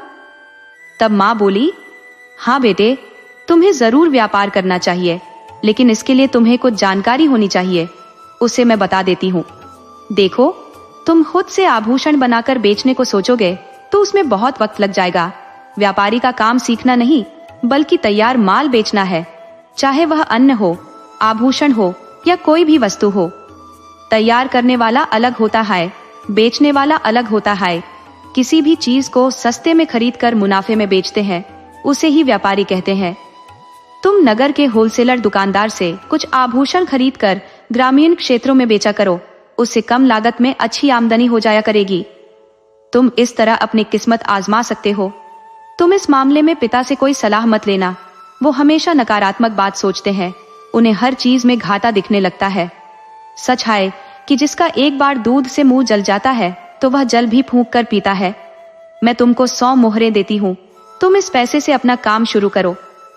तुम जंगल पार के गांवों में चले जाना, वहीं घूमकर आभूषण बेचना।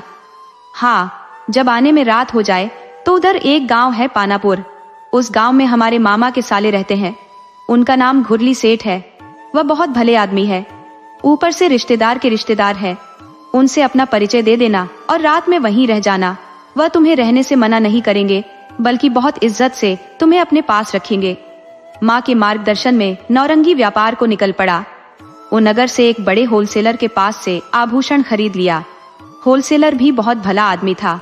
उसने नौरंगी को व्यापार करने और आभूषण बेचने के तरीके को समझा दिया। तो नौरंगी जंगल के उस पार आभूषण बेचने चला गया। ग्रामीण क्षेत्र में देखते देखते आभूषण बिक गया तो वह घर लौट आया।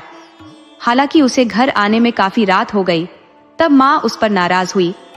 तुम्हें रात में नहीं चलना था, चोर उचक के तेरी मेहनत की कमाई लूट लेंगे। इसीलिए तुम अब शाम होने पर पानापुर में घुरली सेठ के यहाँ रुक जाना। काम चाहे बेशक कम हो, आमदनी चाहे थोड़ी हो, लेकिन रात के वक्त भूल से भी आने जाने का विचार मत करना। नौरंगी माँ की बात को गांठ बांध लिया और फिर दूसरे दिन व्यापार को निकल गया। सामान बेच देने के बाद अपने गांव के लिए चल पड़ा। लेकिन उसे पानापुर के पास आते आते शाम हो गई। उसे अब लगा कि घर पहुंचने में तो आधी रात हो जाएगी। 12 मील का जंगल रात में पार करना कोई आसान काम नहीं है। तो नौरंगी पानापुर में घुरली सेठ के पास चला गया। उसे घर के बाहर एक बहुत खूबसूरत लड़की दिखी तो उसने पूछ लिया, ये घर घुरली सेठ जी का है? तब लड़की बोली, हाँ, ये घर घुरली सेठ जी का ही है। तब नौरंगी बोला, क्या सेठ जी घर पर है? लड़की बोली, हाँ, सेठ जी घर पर है। तब तक सेठ घर से बाहर आ चुके थे। नौरंगी ने उनको प्रणाम किया और अपना परिचय बताया तो वह अनमने ढंग से पूछे, दयाल सेठ का तो व्यापार चौपट हो चुका था, उनका तो कभी कोई पता ही नहीं चला। तब नौरंगी ने बताया, हम अपना व्यापार फिर से शुरू कर दिए हैं। मैं खुद ग्रामीण क्षेत्रों में आभूषण बेचता हूँ। मुझे अब किसी चीज की परेशानी नहीं है। वैसे भी पिता का कमाया धन कई पीढ़ियों के लिए काफी है, लेकिन व्यापारी का संतोषी हो जाना ठीक नहीं है। इसलिए मैं अपना व्यापार शुरू कर दिया हूँ और जल्दी ही नगर में एक दुकान खड़ी कर देने पर विचार कर रहा हूँ। सेठ घुरली बोले, अब हम खड़े खड़े इस तरह बात करते रहेंगे तो सही नहीं होगा। तुम अंदर बैठक में आ जाओ, उसके बाद हम बातें करेंगे। नौरंगी को नहीं कहना पड़ा कि मैं आपके पास ठहरने आया हूँ, बल्कि घुरली सेठ ने ही कह दिया, बेटा तुम इसे अपना ही घर समझना।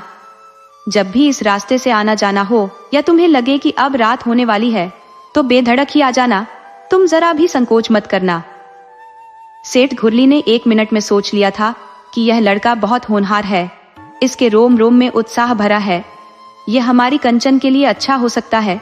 जब यह हमारे पास आता जाता रहा तो हम इसे और भी गहराई से समझ लेंगे। अगर सब कुछ ठीक ठाक रहा तो कंचन का ब्याह इससे करा दूंगा। हालांकि सेठ को अपनी बेटी के विषय में पता था कि वो नाक चढ़ी हाय, लड़ना झगड़ना, बात बात पर रूठ जाना, उसकी कई बुरी आदतें भी हैं। लेकिन सेठ समझ रहे थे कि वह अभी बच्ची है, ब्याह होते ही समझदार हो जाएगी और कोई ऐसी गलती नहीं करेगी जिससे कि उसकी खुद की शिकायत हो। इस तरह नौरंगी को रहने का एक अच्छा स्थान मिल गया।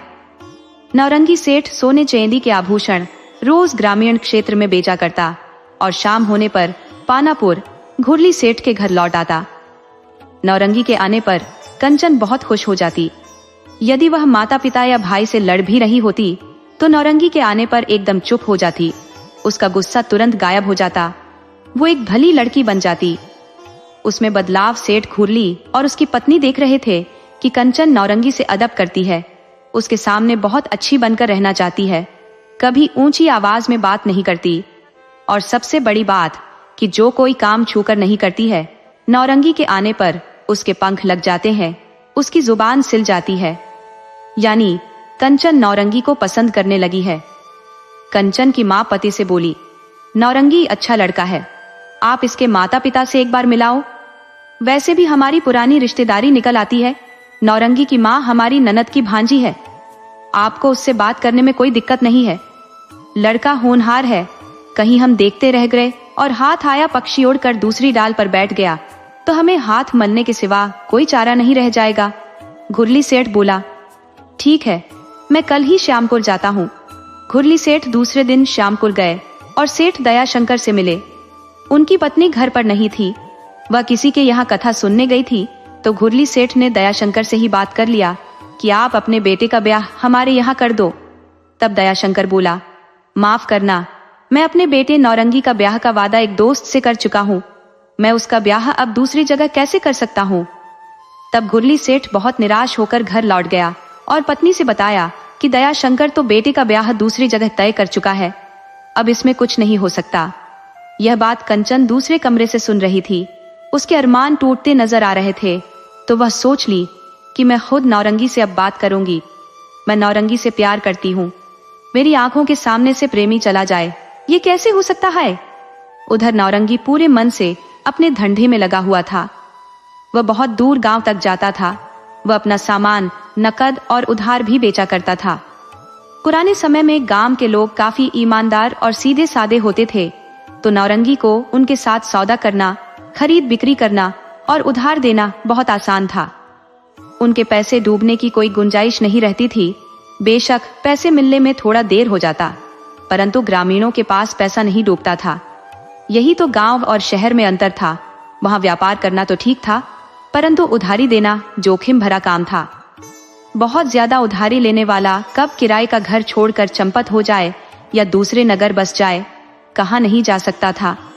कुछ उधार लेने वाले अपना पता भी गलत बता देते थे। दयाशंकर ने अपने बेटे से बताया था कि एक खरना गांव का आदमी उनसे बहुत ज्यादा संपर्क बना लिया था। वह अक्सर सामान उधार ले जाता और समय से पैसा चुका जाता। उसका नाम चक्रधर था। उसको उधारी लेते कई साल गुजर गए थे, तो दयाशंकर उस पर बहुत ज्यादा विश्वास कर गए थे। एक बार उसे 5,000 स्वर्ण मुद्रा से भी ज्यादा के उधार दे दिए थे, तो वह 2 हफ्ते में वापस करने का वादा करके चला गया, मगर जाने के 2 माह बाद भी नहीं आया। तो दयाशंकर को शक हुआ कि वह शायद घाटे में चला गया है या बीमार पड़ गया है। यह सोचकर वह पता करने गए कि आखिर चक्रधर चला कहाँ गया है। जब वह खरना गांव में गए तो पता करने पर पता चला कि वह तो किसानों का गांव था। उस गांव में कोई व्यापारी नहीं रहता है। चक्रधर नाम का तो एक बहुत बूढ़ा आदमी 4-5 साल पहले रहा करता था। उसके मरे हुए भी 5 साल गुजर गए हैं। दयाशंकर को समझ में आ गया था कि वह आदमी ठग था और मुझे विश्वास में लेकर लूट गया है। अब नौरंगी ने बहुत कुछ सीख लिया था। वो उधारी बहुत भरोसे वाले ग्रामीणों को देता, तो ग्रामीण भी बहुत ईमानदार थे। वह वक्त पर पैसा दे देते थे। तो नौरंगी अपने भरोसे पर अपने बिजनेस का विस्तार कर रहा था। नौरंगी में एक बड़ी खूबी थी कि वह कहीं भी नहीं ठहर जाता था। वह जब भी ठहरता घुरली सेठ के यहाँ ही ठहरता। रात होने पर पानापुर आ गया। इधर घुरली सेठ और उसकी पत्नी मन से दुखी थे। उन्हें अब नौरंगी को अपने पास रखना अच्छा नहीं लग रहा था। वह तो मन में सोच लिया था कि अब नौरंगी को मना कर देगा कि भाई तुम अब किसी दूसरी जगह ठिकाना तलाशो, मेरा घर कोई धर्मशाला नहीं है। वह सोचा कि रात में मैं कुछ नहीं कहूंगा, मगर सुबह इसे मना कर दूंगा कि तुम अब यहाँ मत आना, यहाँ तुम्हारे लिए सेफ नहीं है। नौरंगी, घुरली और उनकी पत्नी का चेहरा देखकर ही भाप गया था कि वो शायद मुझसे किसी बात से नाराज है या कोई दूसरी बात है। वो खा पी कर सो गया कि तभी आधी रात में उसके कमरे में किसी की आहट सुनाई पड़ी। देखा तो वह कंचन थी। वह बोला, तुम्हें इस तरह रात में हमारे पास नहीं आना चाहिए। कंचन बोली, मैं बहुत मजबूरी में आई हूँ, मैं आपसे प्यार करने लगी हूँ। मेरे पिता दिन के वक्त आपके पिता के पास गए थे ब्याह की बात चलाने, मगर उन्होंने मना कर दिया है। नौरंगी बोला, ब्याह मुझे करना है, मेरे पिता को नहीं। मुझे क्या पसंद है मैं खुद निर्णय ले सकता हूँ। सच तो यह है कि मैं भी आपसे बहुत प्यार करने लगा हूँ। अगर आपके पिता राजी है तो हमारे ब्याह में कोई अड़चन नहीं आएगी। वैसे भी मेरे घर में मेरी माँ की चलती है और माँ वही करती है जो मैं सलाह देता हूँ। पिता की बात को आप लोगों को सीरियसली नहीं लेना चाहिए। आपके पिता मेरी माँ से मिले, सब कुछ शुभ होगा। आप इसके लिए निश्चिंत रहो। अपनी माँ से बता दो कि मेरी माँ घर की मालकिन है, पिता नहीं, और फिर मैं खुद तैयार हूँ। मुझे आपसे भली कोई लड़की मिल ही नहीं सकती। मुझे आपके सिवा कुछ चाहिए ही नहीं। अब आप जाओ, कोई देख लेगा तो आपकी बदनामी हो जाएगी। कंचन खुश होकर अपने कमरे में चली गई। सुबह में घुरली पत्नी से कह रहे थे, अब मैं नौरंगी को कह देता हूँ कि यहाँ ना आया करे, वह रात में ठहरने के लिए कोई अन्य व्यवस्था देख ले। माँ बोली, हाँ, आप ठीक कह रहे हो। हम नौरंगी को 1 साल से मुफ्त में अपने पास रहने दे रहे हैं, खाना दे रहे हैं, मगर जब वह हमारे काम ही नहीं आएगा तो धोबी का अंधा गधा और नौरंगी में कोई अंतर नहीं है। उसे भगा देने में ही भलाई है। घुरली जब घर से बाहर चला तो कंचन का धैर्य टूट गया। वह बोली, ठहरिए पिताजी, आपको जल्दबाजी नहीं करनी चाहिए। आप लोग बहुत बड़े स्वार्थी भी हो, मैं आज समझी, लेकिन अपने स्वार्थ सिद्धि के लिए नुकसान भी नहीं करना चाहिए। नौरंगी ने आपको कोई मना नहीं किया है, नहीं उसकी माँ ने आपको कोई जवाब दिया। हाय, आपको जवाब उसके पिता ने दिया है, जिसकी कोई सुनता ही नहीं। आप नौरंगी को कुछ भी भला बुरा मत कहना। आप यही चाहते हो ना कि मेरा ब्याह उससे कराना चाहते हो, तो वह इसके लिए अभी इसी वक्त भी तैयार है। आपको उससे भी पूछ लेना चाहिए था। इतना कह कंचन कमरे में चली गई। कंचन अपने ब्याह की बात पिता से कहकर खुद शर्मिंदा थी, मगर उसके पास पिता को रोकने का दूसरा रास्ता नहीं था। अगर उसके पिता नौरंगी को भगा देते तो अनर्थ हो जाता, बनती बात बिगड़ जाती। घुरली भी बेटी की बात सुनकर हैरान था तो खुश भी था कि बेटी ने मुझे बहुत बड़े अनर्थ करने से रोक लिया। अगर मैं इस वक्त कोई भी उल्टी बात नौरंगी से बोल देता तो फिर बेटी के ब्याह की बात चलाने के रास्ते ही बंद हो जाते। वह पुनः पत्नी के पास आया और बोला, मैं तुम्हारी बातों में आकर गलत करने जा रहा था। कंचन ने मुझे रोक दिया है। वह उससे मिलती है और उसकी राय जान चुकी है। मैं अभी नौरंगी से इस विषय पर चर्चा करता हूँ। घुरली सेठ बैठक में गया और नौरंगी से बोला, बेटा, मैं कल तुम्हारे पिता के पास गया था तुमसे कंचन के रिश्ते की बात चलाने, मगर तुम्हारे पिता ने साफ मना कर दिया। मैं उनका फैसला सुनकर बहुत आहत हूँ। नौरंगी बोला, आपको पिता की बातों को अन्यथा नहीं लेना चाहिए। जीवन साथी मुझे चुनना है, पिता को नहीं। मैं कंचन से ब्याह को तैयार हूँ। आप जब इजाजत दे मैं ब्याह कर लूंगा। वैसे ब्याह नियम के अनुसार ही अच्छा रहता है। आप मेरी माँ से मिलो। पिता से इस बात की कोई जिक्र मत करना, वह सिर्फ बनते काम बिगाड़ना जानते हैं। घुरली नौरंगी की बात सुनकर पुनः नौरंगी के घर श्यामपुर गए। इस बार संयोग से नौरंगी की माँ मिल गई तो घुरली सेठ ने बेटी के ब्याह की बात चलाई। तो नौरंगी की माँ बोली, नौरंगी आपके खुद के परिवार का एक अंग बन चुका है। वह 1 साल से आपके पास रहता है। आप उसके व्यवहार, उसके पसंद को जानते होंगे। आप इस वक्त उसके मालिक भी हैं। आपको मुझसे इजाजत की कोई जरूरत है? आप शौक से दोनों का ब्याह कराइए।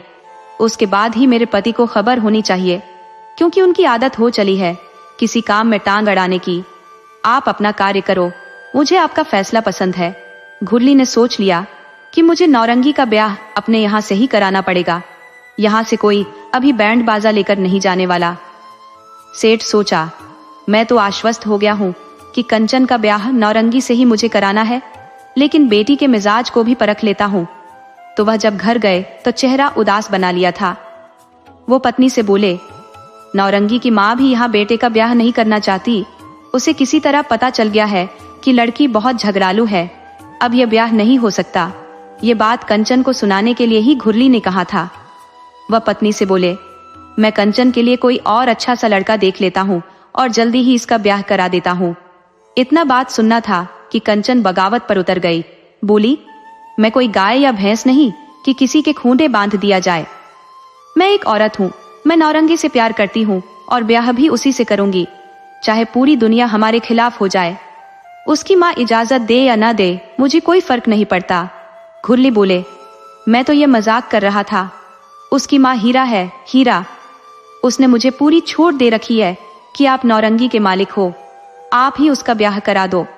तो मैं रास्ते में आते वक्त पंडित जी को बोल आया हूँ, शाम में पंडित जी आ जाएंगे। आज ही दोनों का ब्याह हो जाएगा। उसके बाद जब इच्छा हो कंचन ससुराल चली जाएगी। नौरंगी की माँ को खुद ही बहू को ले जाने की जल्दी हो जाएगी। कंचन के मन में तो लड्डू फूटने लगे। उसे विश्वास ही नहीं था कि एक दिन में ब्याह हो जाएगा। तो कंचन खुशी के मारे झूम उठी। जबकि नौरंगी को आने में रात हो गई तो कंचन उसके आते ही नाराज हो गई। अब तक कहाँ थे, क्यों देर कर दिया? तब घुरली सेठ बोले, तुम घर में जाओ। नौरंगी को डांटने के लिए अभी तुम्हारे पास पूरी उम्र पड़ी है, लेकिन आज इसे कुछ मत कहो। घर में तैयारी देख कुछ शक नौरंगी को हुआ तो सेठ ने बता दिया, तुम्हारी माँ ने तुम्हारी ब्याह की इजाजत दे दी। हाय तो मैं आज तेरा ब्याह करा दे रहा हूँ।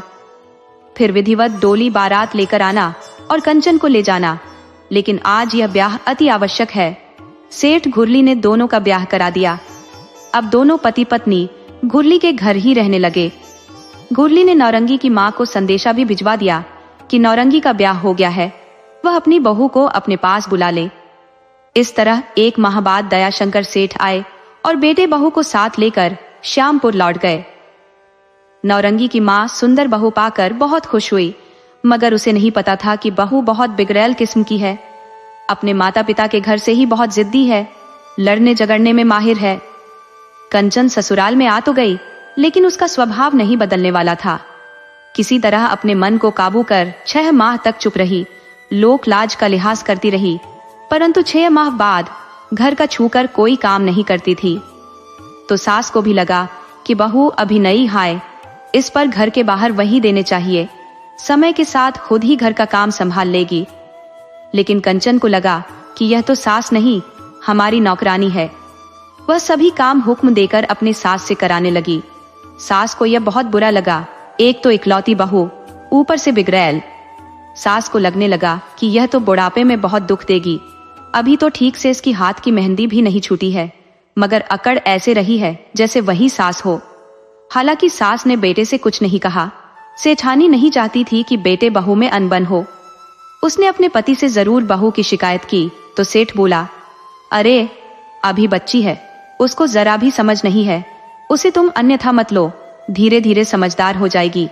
सेठानी को भी लगा कि सेठ जी ठीक कह रहे हैं, अभी तो हमें ही घर बार संभालने चाहिए, उसके अभी खेलने खाने के दिन है, 2-4 साल में खुद ही जिम्मेदारियां समझ लेगी। सेठानी अब बहू को कोई काम नहीं बताती, सभी काम खुद करती। बहू को बैठे बैठे खाना भी दे देती। बहू को अब आराम ही आराम था। कंचन यही तो चाहती थी कि उसे कुछ न करना पड़े। उधर नौरंगी अब ससुराल में नहीं ठहरता था, वह किसी भी हाल में घर लौट आता था। एक बार लौटने पर देखा कि माँ घर का सारा काम कर रही है और पत्नी आराम फरमा रही है, तो उसे बुरा लगा। पत्नी की आए अब 1 साल होने को था, मगर उस पर कोई असर नहीं था। ये वह कंचन नहीं थी जो मायके में नौरंगी के आते ही तुरंत मीठा पानी दे देती थी। नौरंगी ने उसे कभी ऊंची आवाज में बात करते नहीं सुना था, तो कंचन को बहुत भली लड़की मान गया था। लेकिन कंचन जितनी सुंदर थी उतनी ही तीखी थी। बात करती थी तो उसमें से शहद के बजाय जहर निकलता था। नौरंगी ने सोच लिया कि यह सीधे तरीके से रास्ते पर नहीं आएगी, इसके लिए मुझे एक नाटक करना पड़ेगा। वो बिना किसी के बताए एक नौकरानी अपने घर में ले आया। वो नई और खूबसूरत थी। उसे नौरंगी पहले ही कुछ बात कर लिया था, तो वह बहुत प्रेम से नौरंगी से बात करती थी। वह नौरंगी के माता पिता और नौरंगी से बहुत मीठा बोलती थी तथा हर काम तुरंत कर देती थी। नौरंगी की माँ यहाँ तक कहने लगी, बहू से तो नौकरानी ही अच्छी है, काश ये मेरे घर की बहू होती। तब नौरंगी बोला, माँ बहू बहू होती है, जो एक बार घर में आ गई वही ठीक है। हमें बहू बदलने के बजाय उसके मन को बदल देना चाहिए। मैं उसके मन को बदलने के लिए नौकरानी लाया हूँ। ये शादीशुदा और बच्चों वाली है, ये सिर्फ मेरे साथ एक खेल करने आई है।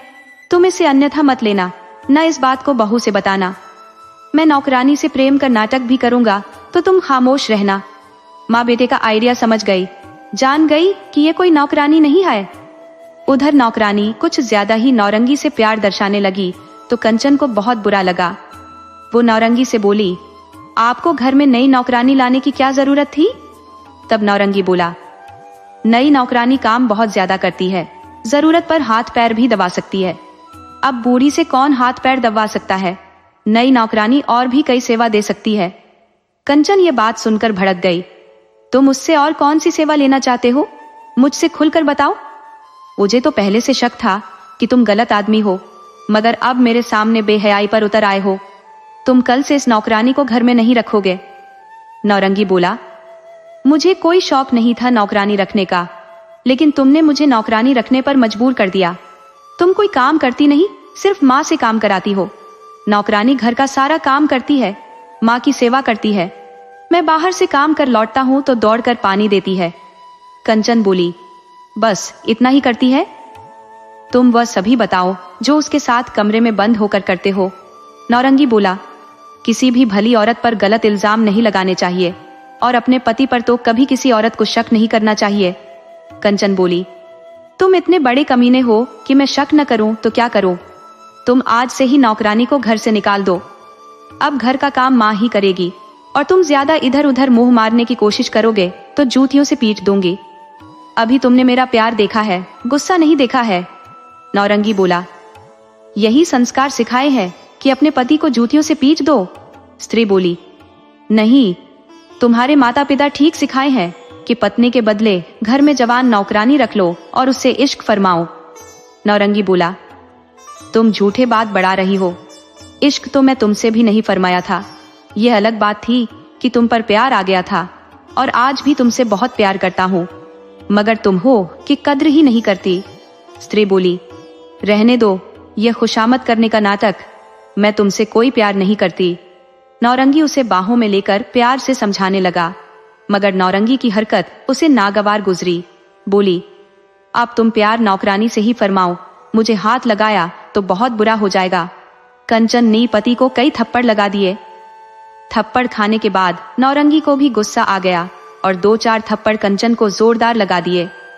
वो उसी वक्त घर छोड़ देने की बात करने लगी। नौरंगी बोला, रखना तो अब मैं भी तुम्हें नहीं चाहता। तुमसे लाख गुना भली हमारी नौकरानी है, अब उसे ही पत्नी बनाऊंगा। वह पिट जाने पर भी मेरी तरफ आंख उठाकर नहीं देखेगी। लेकिन आज की रात तुम मेरे साथ पत्नी की तरह रह लो। किसी भी औरत को रात के वक्त घर से नहीं निकालते। मैं तुम्हें आधी रात में जाने भी नहीं दे सकता। कल सुबह यहाँ से दफा हो जाना और मेरे घर कभी मत आना। मुझे तुम जैसी बदतमीज औरत की जरूरत ही नहीं। नौरंगी अपने बेडरूम का दरवाजा बंद कर सो रहा। स्त्री भी दूसरी तरफ मुंह करके बेड पर सो रही, मगर कंचन को नींद कहाँ आने वाली थी। उसने निश्चय कर लिया था कि इसके साथ नहीं रहने वाली। मुझ पर हाथ उठा दिया, इसकी मजाल, मैं इसका त्याग कर दूंगी। जब उसे भरोसा हो गया कि नौरंगी सो गया है तो चुपके से उठी और घर से निकल चल दी। आधी रात में घर से निकल तो गई, मगर उसे चलते हुए बहुत डर लगने लगा। रात में कभी अकेली वो फ्रेश होने के लिए भी घर से बाहर नहीं निकली थी। वह बदहवास हो जंगल की तरफ भागी जा रही थी। चलते चलते वह महात्मा के आश्रम के पास पहुंची। चांदनी रात थी। महात्मा कुटिया से बाहर बैठे भजन कर रहे थे। महात्मा की नजर पड़ी तो एक औरत को जाते देखा। औरत ने भी महात्मा को देख लिया था। अब तक डरकर भाग रही थी, मगर महात्मा को देखने के बाद उसकी जान में जान आई। वह खुद ही महात्मा के पास जाकर खड़ी हो गई। महात्मा बोले, बेटी, तुम कौन हो और आधी रात में यहाँ किस तरह पहुंची? स्त्री रोती हुई बोली, मेरे पति ने मुझे मार पीट कर घर से निकाल दिया है, इसलिए रात में मायके के लिए निकल पड़ी हूँ, मगर आगे जाने में मुझे बहुत डर लग रहा है।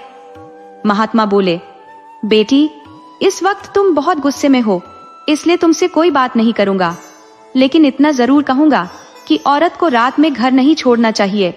रात को घर से निकली औरत अपना सब कुछ नाश कर लेती है। तुम इस वक्त मेरे कुटिया के अंदर आराम करो, या चाहो तो मेरे साथ बैठकर भजन कीर्तन ही कर लो। स्त्री बोली, नहीं महात्मन, मैं आराम करना चाहती हूँ। वो कुटिया के अंदर जाकर सो गई। सुबह में महात्मा ने ही जगाया और बोले, बेटी, तुम अब अपना गुस्सा थूक दो और अपने पति के घर लौट जाओ। पति पत्नी में छोटे मोटे लड़ाई झगड़े होते रहते हैं, उसे बहुत सीरियस नहीं लेना चाहिए।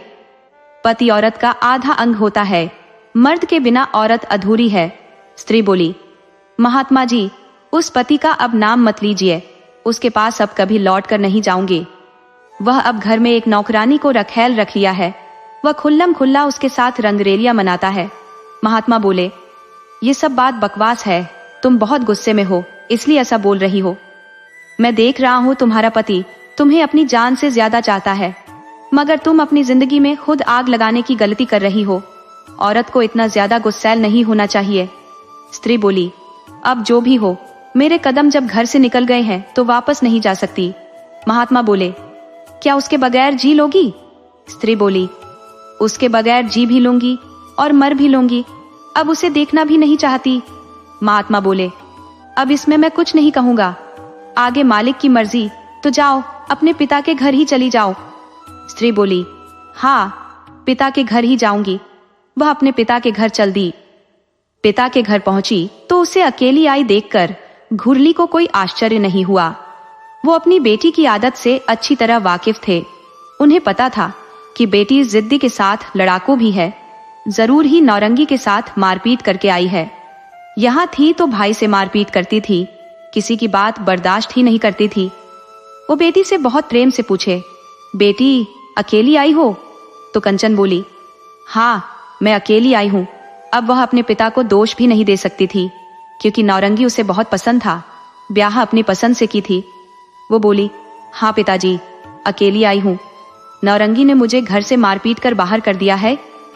पिता स्पष्ट देख रहे थे कि बेटी के शरीर पर कोई चोट के निशान नहीं दिख रहे, जरूर ही इसी ने मारा होगा, परंतु कुछ कह नहीं सकते थे, बुरा मान जाएगी और यहाँ पर भी उपद्रव शुरू कर देगी। वह बेटी से बहुत प्रेम से बोले, अच्छा चलो तुम आराम करो, मैं नौरंगी को बहुत डांटूंगा, जरूरत पड़ी तो पीटूंगा भी, उसकी मर्जी कि हमारी बेटी पर हाथ उठा दे। पिता की सांत्वना भरी बात सुनकर कंचन अपने कमरे में चली गई। उधर जब सुबह में नौरंगी की नींद खुली तो देखा पलंग पर कंचन है ही नहीं। वह हड़बड़ी में उठा और सारा घर छान मारा, मगर घर में थी कहाँ जो मिले। माता पिता ने भी देखा कि घर में बहू कहीं दिख नहीं रही, तो नौरंगी से पूछे कि बहू कहाँ है। तो वह बताया कि रात में हमारे उसके बीच कुछ विवाद हो गया था और मैंने उसे एक थप्पड़ मार दिया था, लगता है नाराज होकर भोर के वक्त मायका चली गई है। नौरंगी की माँ बोली, बेटा तुमने बहुत बड़ी गलती कर दी है, तुम्हें बहू को मारना ही नहीं चाहिए था। औरत का दिल कठोर नहीं होता, वो छोटा सा अपमान भी बर्दाश्त नहीं कर सकती। वह हमारे घर की लक्ष्मी थी, इस घर की खुशियां थी। इससे पहले कि कोई बड़ा कदम उठाए तुम्हें ससुराल जाकर उससे माफी मांगकर वापस लाना चाहिए। बेटा वैसे तो इंसान पत्नी को ठुकरा कर 1, 2 या 10 शादियां कर सकता है, परंतु उसका भाग्य पहली पत्नी से ही जुड़ा होता है, वह लक्ष्मी का रूप होती है। अगर खुश रह सकता है तो पहली पत्नी के साथ, वरना जिंदगी तो नौकरानी के साथ भी बिताई जा सकती है। तुम देर मत करो, जाओ उसे जैसे भी हो ले आओ। नौरंगी बोला, नहीं माँ मैं उसे लाने नहीं जा सकता, अपनी मर्जी से गई है तो अपनी मर्जी से ही आएगी, मैं उसे लाने नहीं जाऊंगा। आप उसकी फिक्र कर परेशान ना हो, हम यदि उसके आगे झुक गए तो बहुत बदतमीज हो जाएगी, हमेशा मुझ पर हाथ उठाती रहेगी। माँ बोली, बेटा मेरी बात को समझो, घर की इज्जत है, कहीं कुछ उल्टा सीधा कर दी तो बहुत मुश्किल हो जाएगी। एक बार निकल गई तो फिर तुम्हारे हाथ नहीं आएगी, तुम जिंदगी भर पछताओगे। अभी गुस्से में हो तो मेरी बात बुरी लग रही है, परंतु जब गुस्सा ठंडा होगा तो बहुत पछताओगे। दयाशंकर सेठ भी बेटे से बोले, बेटा तू ऐसी गलती मत कर, मैं जानता हूं तू बहू के बगैर एक दिन भी नहीं रह सकता है, तो उससे बहुत प्यार करता है। तेरा प्यार कहीं खो जाए, तुमसे दूर चला जाए, उसे जल्दी से ले आ। नौरंगी को लगा कि पिताजी मेरे दिल की बात कह रहे हैं। वो अपनी पत्नी कंचन को लाने ससुराल चल पड़ा। पानापुर में वह बरसों तक रहा था। वह जब ससुराल गया तो पत्नी बैठक में नहीं मिली, सेठ घुरली भी घर में नहीं थे। वहां नौरंगी का साला मिल गया। वहां पहुंचने पर कंचन ने अपने भाई को समझा दिया था, आता है तो बोल देना कि दीदी यहाँ आई ही नहीं है, उसे अन्यत्र तलाशो। कहलवा दिया कि वो नहीं आई है। नौरंगी वहां जाने पर साले से बोला, साले साहब कंचन और हमारे बीच थोड़ा विवाद हो गया था। विवाद कोई बड़ा नहीं था, बस मामूली सी बात हुई थी। तुम अपनी दीदी को समझाओ कि वह इस तरह की गलती न करे, उसे आधी रात में घर नहीं छोड़ना चाहिए था। अब मैं अपनी गलती मानकर उससे माफी मांगने आया हूँ, उसे कहो कि घर वापस चले। नौरंगी से उसका साला बोला, जीजा जी दीदी यहाँ नहीं आई है तो मैं अब किसको आपके साथ भेज दूं? आप उसे अन्यत्र ढूंढो। आपने उसे लड़ाई ही क्यों किया? आप जानते नहीं थे कि वह किसी की बात बर्दाश्त नहीं करती। नौरंगी जब सुना कि यहाँ नहीं आई है तो काफी घबरा गया कि मेरी पत्नी कहाँ चली गई। मैं उसे सही मार्ग पर लाना चाहता था, मगर मुझे ही गलत रास्ते पर ला दी। नौरंगी निराश हो वहां से चल दिया। उसे पिता की कही बात याद आ रही थी कि देर मत करो, पत्नी हाथ से निकल जाएगी और फिर तुम्हें नहीं मिलेगी। नौरंगी सोचने लगा कि शायद कंचन अब मुझे कभी न मिले। वह भारी मन से घर को लौट पड़ा। उसके कदम उठ ही नहीं रहे थे। उसे महात्मा के आश्रम के पास आते आते रात हो गई तो वह महात्मा के आश्रम के पास ही खुले में सो रहा। उधर जब भोर हुई तो घुरली सेठ उठे और बेटी के पास गए और बोले, बेटी मैंने बहुत बुरा सपना भोर के वक्त में देखा है कि नौरंगी एक नौकरानी से ब्याह कर लिया है। भोर का सपना जरूर सच हो जाता है। मैं यह जानता हूँ। तो उसके बगैर जिंदा नहीं रह सकती, इसलिए सपना पूरा होने से पहले उसे ऐसा करने से रोक ले। कंचन बोली, नहीं नहीं, मैं उन्हें ऐसा करने नहीं दूंगी। वह बोली, पिताजी, आपका सपना झूठा नहीं है। हमारे घर में एक जवान कुंवारी नौकरानी रह रही है। वो उस नौकरानी पर कुछ ज्यादा ही फिदा है। घुरली बोले, हे भगवान, तुम जैसी पागल मैंने कहीं नहीं देखी। अरे, उस अवस्था में कोई अपना घर छोड़ता है? तुम्हें सास ससुर से मिलकर रहना था, वो नौरंगी को डांटते, मगर तुम यहाँ भाग आई। कंचन बोली, पिताजी, मैं अभी इसी वक्त जाती हूँ। वह जल्दी से उठी और चल दी। महात्मा के आश्रम पर पहुंचने पर सोची कि महात्मा से आशीर्वाद ले लेती हूँ। तभी उसकी नजर पेड़ के पास सोए पति पर गई। वह तेजी के साथ उसके पास गई और सोए में ही उसका पैर पकड़कर अपनी गलती के लिए माफी मांगने लगी। आप मेरा त्याग मत करिए, मैं आपका हर कहा मानूंगी। मुझसे अब कभी कोई गलती नहीं होगी। नौरंगी पत्नी को देख बहुत खुश हुआ और उससे बोला, गलती तो मुझसे हुई है, मुझे माफ कर दो। तुम्हारे जाने के बाद अब तक मैंने खाना भी नहीं खाया है। कंचन बोली, घर चलिए, अपने हाथ से खाना बनाकर अपने हाथ से ही आपको खिलाऊंगी, मगर आप उस नौकरानी को निकाल दीजिए। नौरंगी बोला, वह नौकरानी कोई नौकरानी नहीं है, वो हमारे ही गांव की है। वह तुम्हें सुधारने के लिए नौकरानी बनी थी। वह अमीर घर की है, उसके 2 बच्चे और पति भी है, जो पत्नी से बहुत प्यार करता है। उसी ने तुम्हें रास्ते पर लाने के लिए अपनी पत्नी को भेजा था। तुम्हें अपने प्यार पर शक नहीं करना चाहिए था। मैं जिंदगी में कोई गलती कर ही नहीं सकता। कंचन बोली, अब मुझसे भी कभी भूल नहीं होगी। महात्मा दूर से देख मंद मंद मुस्कुरा रहे थे। महात्मा जी को पता था कि दोनों को भगवान ने एक दूसरे के लिए बनाया है, अलग रह ही नहीं सकते। उन्होंने भगवान से प्रार्थना की, हे प्रभु, दोनों की जोड़ी कभी बिछड़ने मत देना। उधर दोनों बहुत प्रेम से घर लौट गए थे। कंचन नौकरानी से बोली, दीदी, मुझे माफ करो। मैं जान गई हूं कि आप नौकरानी नहीं हो, मुझे सुधारने आई हो। तो दीदी, मैं अब बदल गई हूं, अब मुझसे कोई गलती होगी ही नहीं। इस तरह नौरंगी अपने परिवार के साथ रहने लगा। ये कहानी हमें सिखाती है कि जिद और गुस्से से रिश्ते टूटते हैं, जबकि प्यार और समझदारी से बिगड़ी बात भी बन जाती है। कभी कभी एक छोटा सा नाटक भी घर को टूटने से बचा सकता है।